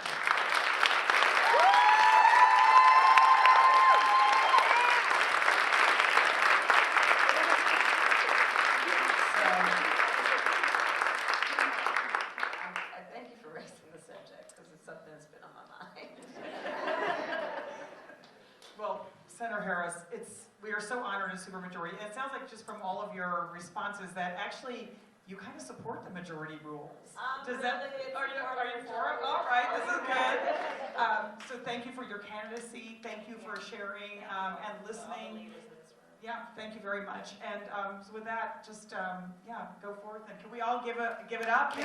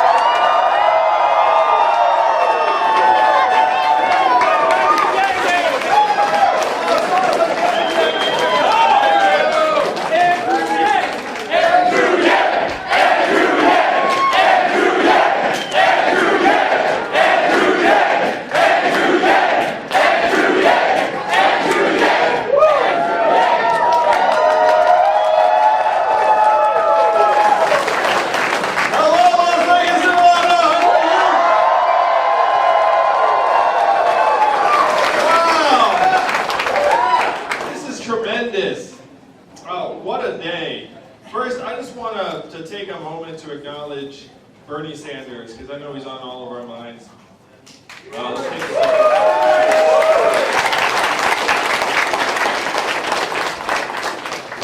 We know Bernie will be back soon. I have to say that when you're campaigning for president, you end up hanging out with other candidates, like moments big and small.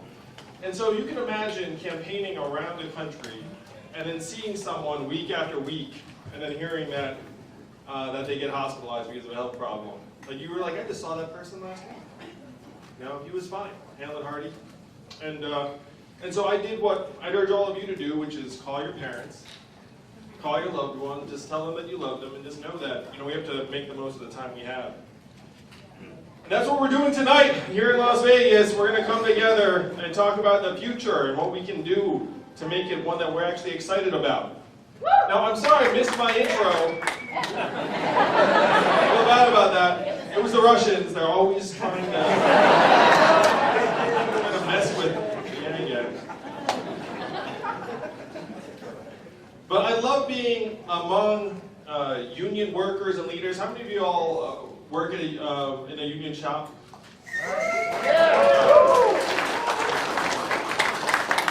So to me, unions are like a fortress against the storm. There's been a storm brewing for decades. And the storm, unfortunately, is just gaining strength. It's this inhuman, punishing economy that now is seeing us less and less as human beings and more as inputs into a giant machine. And unions have been fighting this tide for years, decades. And unfortunately, unions have been fighting a losing battle. Some of the leaders of the UAW, and they had me look into the history of the UAW, and holy cow, was that enlightening.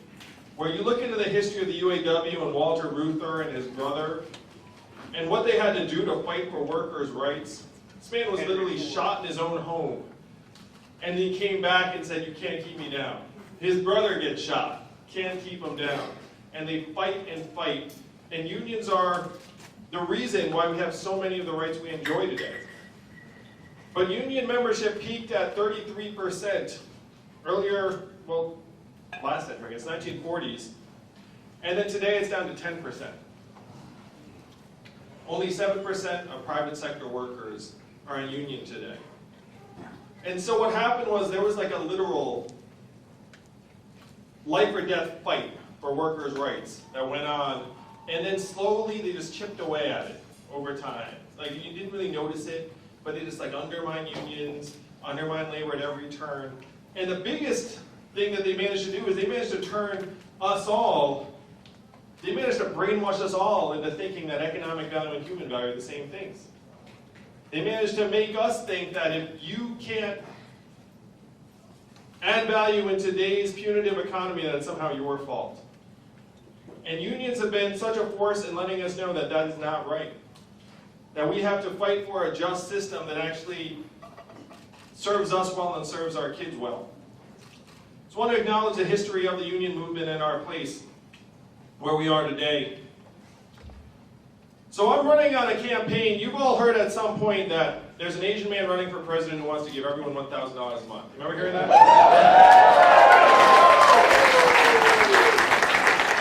And the first time you heard it, you were like, haha, that's a gimmick, that's a joke. It's okay, I get it. Nothing like the first time, Las Vegas. But when you dig into it, this is not an Andrew Yang idea. This is a Martin Luther King idea. This is a Thomas Paine idea. This is an Elon Musk idea. Leaders from all over the map have said what you all are feeling right now, which is that we're in an era of economic change and we need to think differently. We need to think of ourselves as the owners and shareholders of the economy. And I know that you all feel this because Nevada is the #1 state out of the entire country for the proportion of jobs that are going to be lost due to automation. How many of you knew that? #1 in the whole country. And you think about it, what are the main economic drivers here in Las Vegas? So let's shout out, what are the big industries here? Gambling, tourism. Gambling / tourism / hospitality. How many of you saw that MGM recently fired hundreds of bartenders and replaced them with robot bartenders? How many of you saw that? Right? So to other parts of the country, they're like, oh, that's an interesting tidbit, that's an interesting little story, but you all know that those hundreds of bartenders have families, they relied upon those jobs to be able to feed and clothe their kids. And you also know that if MGM did it, how long is it going to take before some of the other casino companies follow suit? Not long. You're seeing that, and then you're seeing it creep into other parts of the hospitality and gaming industry. You're seeing the video blackjack replace the human dealer. You're seeing the self-serve kiosks pop up more and more. How many of you have seen the self-serve kiosks pop up at a McDonald's or a fast food restaurant? Food service and food preparation, the 3rd most common job in the United States. And you know they're trying to shred that. Many people here in Nevada work in call centers.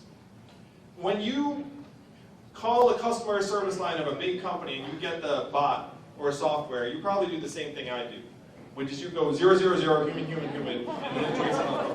Right? How many of you all do that?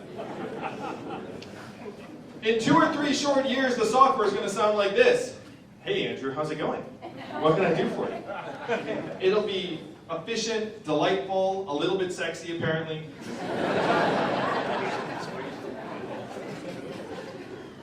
What is this going to mean for the tens of thousands of Nevadans who answer a phone right now for $14 an hour?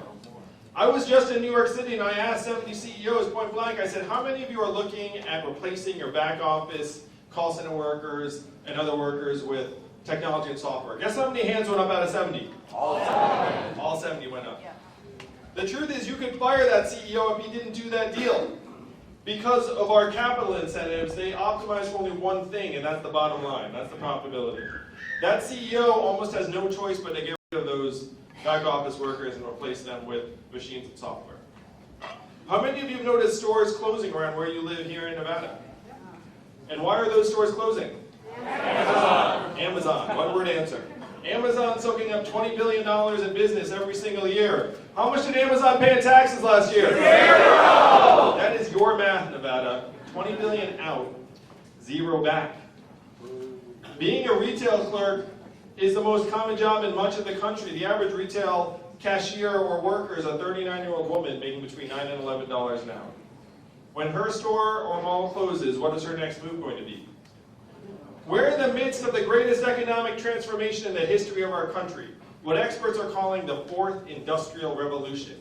When is the last time you heard a politician say the words fourth industrial revolution? Just now. Just now. And you know I'm barely a politician, Nevada.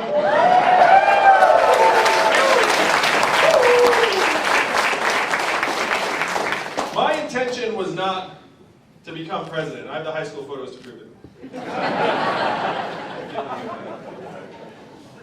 I'm an entrepreneur, and I started a nonprofit to help create jobs around the country. In cities, I spent some time in Las Vegas in that capacity too. Helped create thousands of jobs, got medals and awards and accolades. I got to bring my wife to meet President Obama in the White House, and my in-laws liked me for about a week. I'm like, oh, I guess she did all right.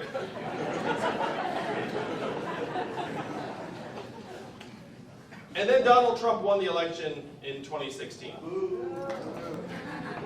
Now, many of you booed that result, or were sad, or watching TV and were like, oh, well, that happened. Some of you, I'm sure, celebrated and were happy about it. At a minimum, everyone here knows people, friends and family, who are happy about it. To me, this was a giant red flag. Imagine being the entrepreneur that was getting celebrated, getting medals and awards for creating thousands of jobs, and then feeling like your work is like pouring water into a bathtub that has a giant hole ripped in the bottom. That's what I felt when Donald Trump won. I was like, oh my gosh, the stuff I'm doing needs to be much, much bigger to actually stem the tide.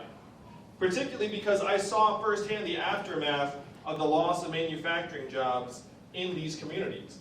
Where if you turn on cable news today, why would you think that Donald Trump won the election? Racism. Racism, Russia, Stock market.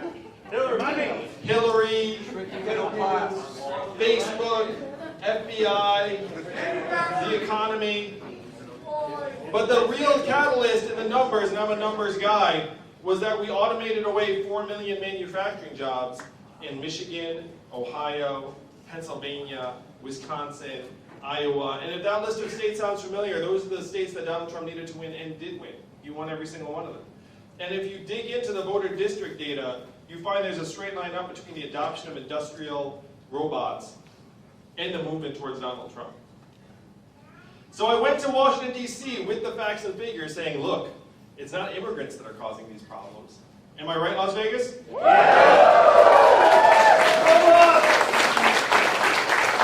It's not immigrants, it's the fact that technology is now evolving and advancing to a point where we're pushing more Americans to the side. And what do you think the folks in Washington, D.C. said to me when I said, what are we going to do about the fourth industrial revolution? We can't talk about it. Yeah, the 3 responses I got were, number 1, we cannot talk about that. Number 2, we should study that further. And number 3, the most common, was we have to educate and retrain all Americans for the jobs of the future. That sounds very responsible. Well, Las Vegas, do you all know how effective the government-funded retraining programs were for the manufacturing workers in the Midwest? 0 to 15%. 0 to 15%, that's right. They're a total dud. And when I said that to the folks in D.C. who said, we're going to educate and retrain everyone, and I was like, hey, we suck at that. Here are some studies. And then their response to that was, I guess we'll get better at it then. And then one person said something that brought me here to you all tonight in Las Vegas. He said, Andrew, none of us here in D.C. are going to do anything about this set of problems. Because this is not a town of leaders, this is a town of followers.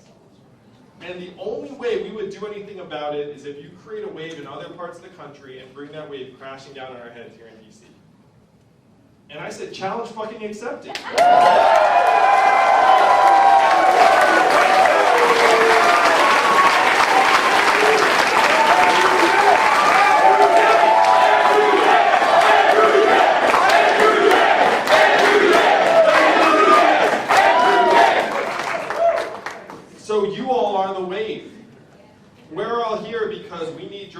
here in Nevada, you will set the direction for the future of the country. I'm so glad I had a colleague with me when this guy gave me this little speech, because you'd think I was making that shit up. I mean, I could get him. You could get him on the phone and be like, hey, you were there. Because that sounds like a movie supervillain speech. Turns out it was a DC lobbyist. They're very similar. So I said, okay, I get it. I have a mission. We're going to create that wave. Started running for president. That was a little while ago. But I stand before you today. I was 4th in the country in a recent poll for president of the United States.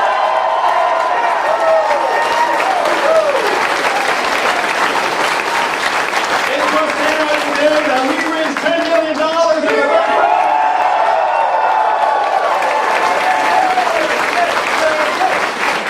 we shocked the world. I did not see that coming. And if you dig into the numbers, it gets even better. 99% of that money was from small donors, people like you here in this room. There's zero corporate PAC money, zero masters to answer to. It's all about the people. This is a campaign, this is an uprising of the people. We're a very cheap gang to join. Very wholesome gang, too. So the question is, what do we do with the wave? We bring it crashing down their heads and we say, look, we need a different vision for the economy. And that's where the freedom dividend of $1,000 a month gets us started. Now I want you all to imagine, after I'm president, thank you, Nevada. After I'm president and the checks start going out, where would you actually spend the money in real life?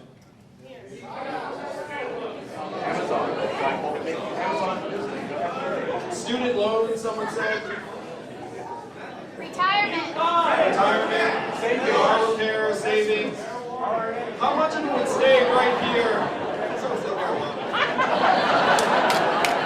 That's all right, because I want to legalize weed too.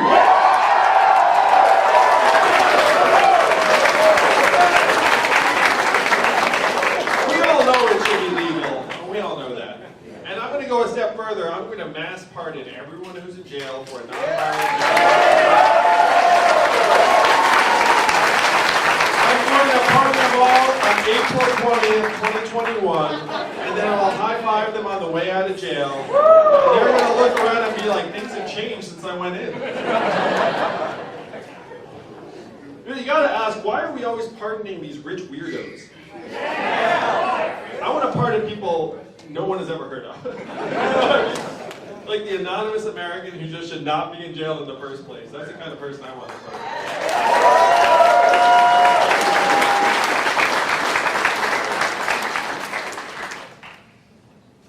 So how much of the money coming into your hands would stay right here in Nevada? Most of it.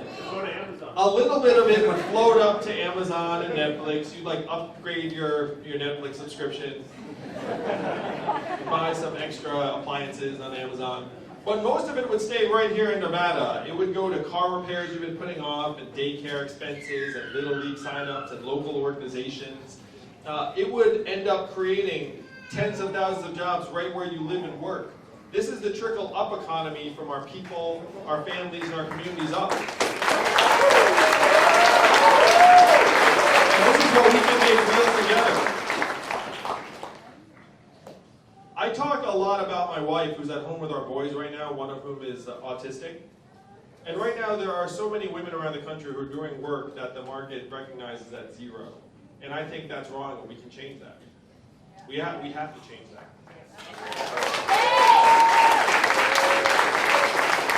We know that this freedom dividend would go further for people who the market right now is leaving out. And unfortunately, that tends to be women and underrepresented minorities in our society.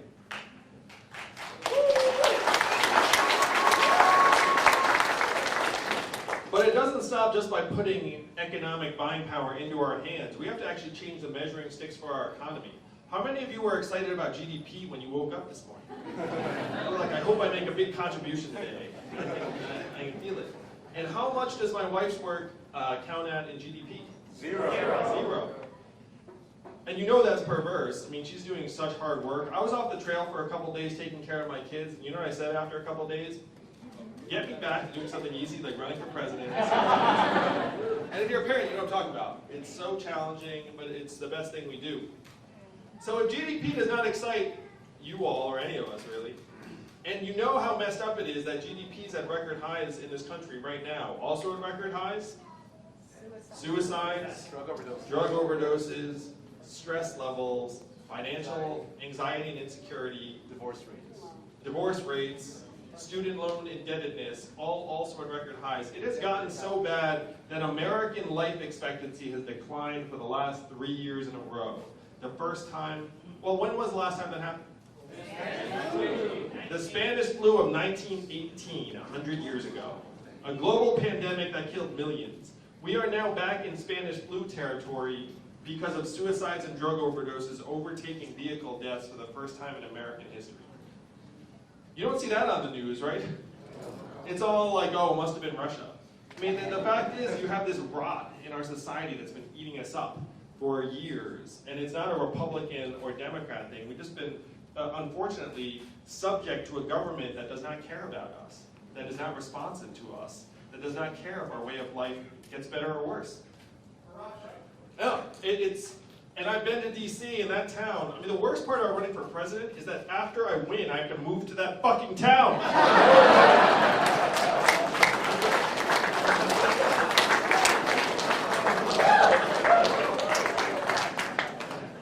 Oh, sorry. So DC right now is not unfortunately connected to our well-being. And part of it is that it has pushed these measurements onto us. It said, how are we going to measure the health of our society? GDP, stock market prices, headline unemployment rate. And we all know on some level that these measurements are bogus. Even Donald Trump as a candidate, what did he say? Fake news, these numbers aren't real. Remember that? Then he gets into office and all of a sudden he's like, ooh, the numbers are real. He was right the first time. The numbers are not real. So GDP is at record highs even as our social ills are piling up. Stock market prices, the top 20% of Americans own 92% of stock market wealth. Bottom 80% own 8%. Bottom 50% own 0. Why on earth would you cheerlead for an economic indicator that only corresponds to the top 20% of your population? That makes no sense at all. And then headline unemployment, they like beat us with the headline unemployment stat all the time, being like, oh, it's great, it's 4%, it's 3.7%. Things it does not measure. Labor force participation rate, like if you drop out of the workforce, all of a sudden you don't count. Right now our labor force participation rate is the same level as Costa Rica and El Salvador. You ever see that on the news? Also does not measure underemployment. If you're doing a job that is not what you're supposed to be doing based upon your education training, doesn't matter. Temp, gig, or contract work that don't have benefits, also doesn't matter. There are all of these problems that our economic measurements are not actually telling us about. And then they're beating us with them saying, hey, things are great, things are great, things are great, even though we know they're not great. Donald Trump's our president in part because Americans knew things were not great.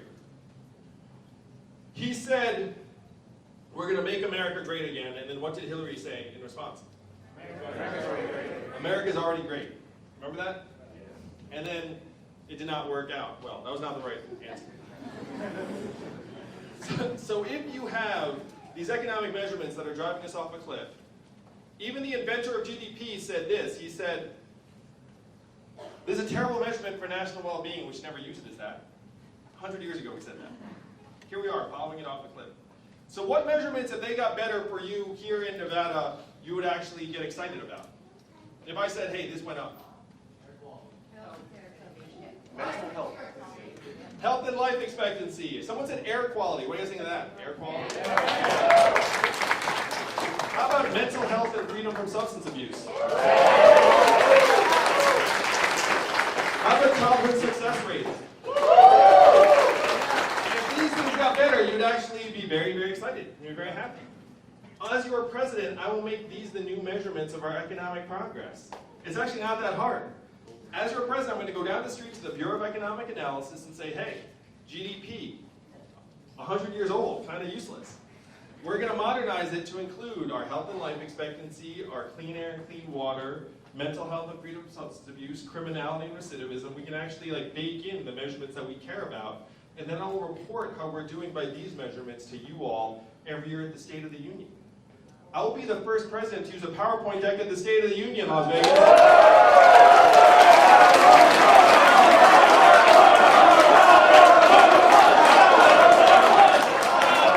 You know it's a dirty campaign when people are actually cheering PowerPoint. So these are the things that would actually get us on track to solve our problems.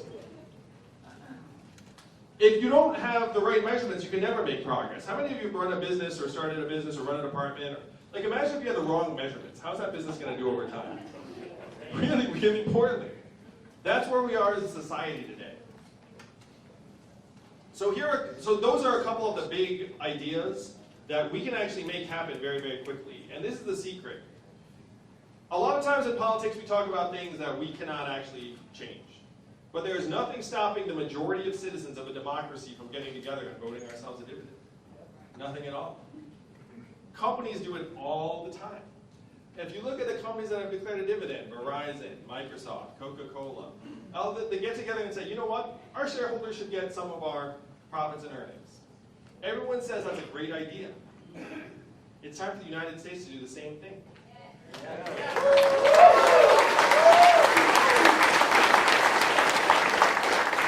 They already did this in one state. And what state is that? Alaska. How does Alaska pay for it? Oil. And what is the oil of the 21st century? Technology. Technology, AI, software. Someone said marijuana, right? Yeah, throw that in there. Why not? A study just came out that said that big data, our data, is now worth more than oil. How many of you saw that study? All right, raise your hand if you remember getting your data check in the mail. What happened to the data check? Did it get lost? No, it went to Amazon, Facebook, Google, Microsoft. Those companies are now profiting to the tune of tens of billions of dollars off of our data. And then everyone's looking around saying like, oh, where's the money going? Where's the money going? The money's going up into the cloud, into the hands of these trillion-dollar tech companies that are literally paying zero in taxes. And I want to ask you all a question. If you have a trillion-dollar tech company paying zero in taxes, whose fault is that? That's our fault. That is not their fault. Their job is to pay as little in taxes as possible. And you can imagine the scene at Amazon headquarters. The accountants come in and say, hey Jeff, great news, zero in taxes again. And then what does Jeff do? Yeah, Jeff goes to his vault, takes out bags of gold coins, gives them to each of them. They put them in their vehicle, they drive home.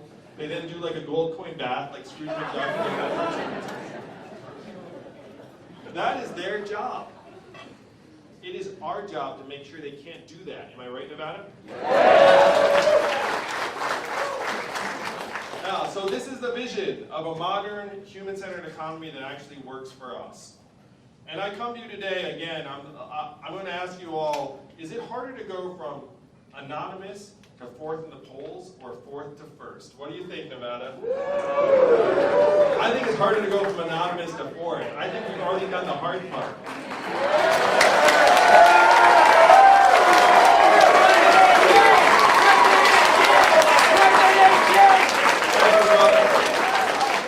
We've done the hard part, now is going to be the easy part, the fun part. And you all play a crucial role in this. Presidential candidates are going to come to Nevada over and over again because you are some of the most powerful people in our country today. It may not feel like you're just living your lives, you're like, hey, let's go to this thing. Some of the most powerful people in our society today.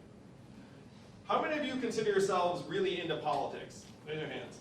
Raise your hand if this is like the first political thing you've been to. That's a pretty good mix, a proportion.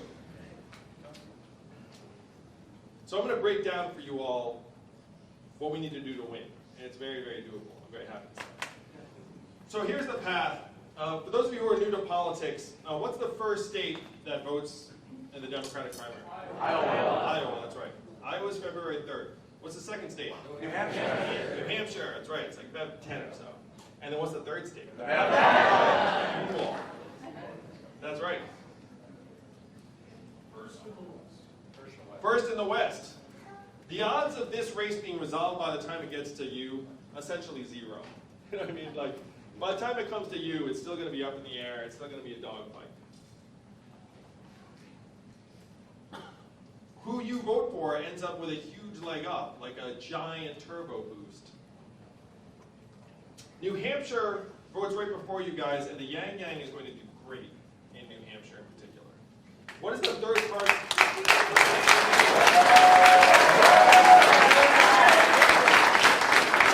What is the third party in the state of New Hampshire? Libertarians. And libertarians love the freedom dividend. It's like named after. You think about it, what's the state motto in New Hampshire? Live free or die, that's right. And New Hampshire has an open primary. If you're unregistered or Republican or independent, you can vote in the Democratic primary. So I'm going to give you this thought. If you're a Republican in New Hampshire, and your choice was either participating in Donald Trump stopping on William Weld, or voting in the much more interesting Democratic primary for the crossover candidate, I think you're going to choose the latter. And anytime you see polls of people in New Hampshire, who are they polling? Democrat, registered Democrats. So they're going to undercount our support at every turn because we're going to get the libertarians, the independents, and the Republicans who are crossing over. One of the reasons why our campaign is growing by leaps and bounds, what's the #1 criteria for all Democratic primary voters as to who should be the nominee? Who can beat Donald Trump? Yeah. Yang beats Trump. You will.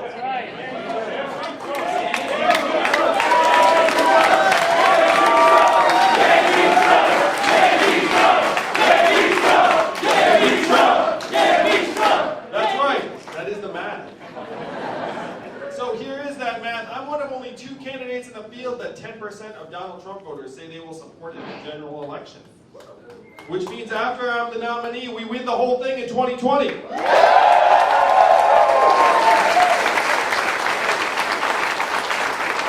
Democrats are waking up to this reality. They're looking around and saying, who's the surest bet to beat Donald Trump? It's one reason why Joe Biden's #1 in the polls, because people think he's the most sure bet. But they're going to figure out they have another sure bet in this race, and you're looking at them.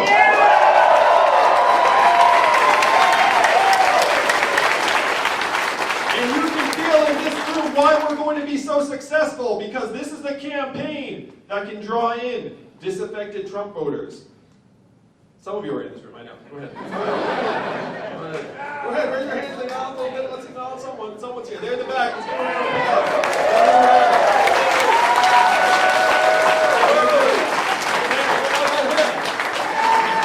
Disaffected Trump voters, libertarians,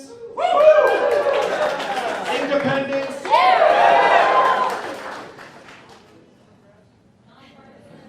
nonpartisan, newcomers to politics,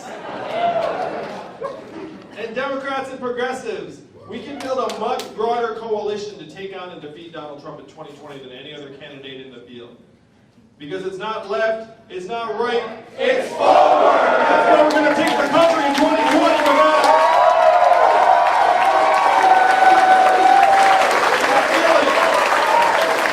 This is the kind of room you can launch a revolution from, and that's exactly what we're going to do, am I right? Yeah!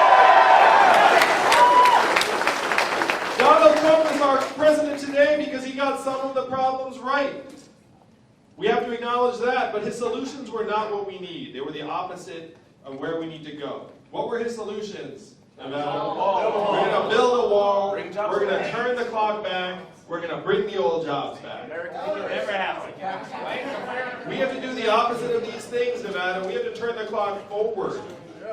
We have to accelerate our economy and society to rise to the challenge of the 21st century. We have to evolve in the way we think about work and value. And I am the ideal candidate for that job because the opposite of Donald Trump is an Asian man who likes men. Thank you very much. Let's make America think harder.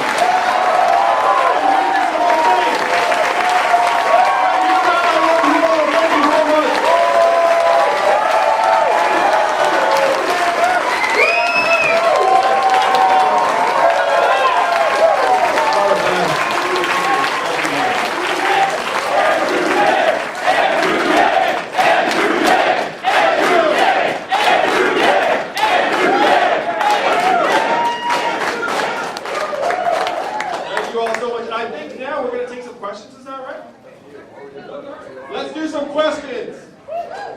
I love it. You guys, what I always do is like I start off with someone who's close to the mic, so they can just take the mic and then have a question myself. So, Hello. Wow, this is kind of amazing. I actually saw you back in April, and I'm really happy to see you again. But anyway, the thing is, all right, so this is actually something that really matters to me, and it's something that I think really needs some more recognition. So I'm 19 years old. I'm turning 20 in just a few days, but my brother's 18, and he has type 1 diabetes. And it is something that affects so many people in the United States, diabetes. And what a lot of people aren't seeing is that people with diabetes are dying because insulin prices in this country are insanely high. And they're dying because they're rationing out their insulin.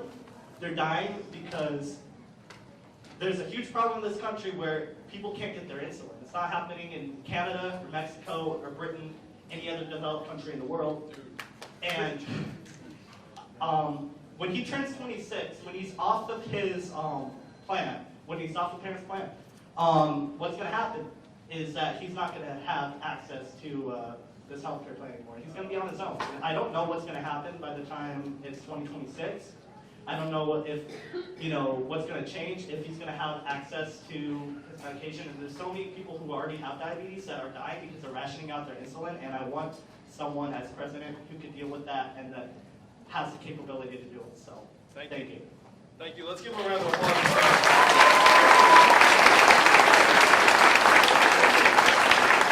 That's really the sign of what's gone wrong in our country and what we need to fix. I mean, you have a teenager who needs life-saving drugs and he's already stressed out about his ability to afford it. You notice that drug prices only go in one direction in this country? Why is that? I mean, they literally have a business model where it's like, hey, let's just take the prices up a notch and then collect more money. So what we have to do is we have to get prescription drug prices under control, and we have to get our entire healthcare industrial complex under control. Because the rough part is that our healthcare system right now is designed not to make us healthy, it's designed to maximize revenue off of us. It's an incentive problem. So I've got a 4-part plan. The short answer is, as president, I will make sure your brother does not need to worry about this ever again.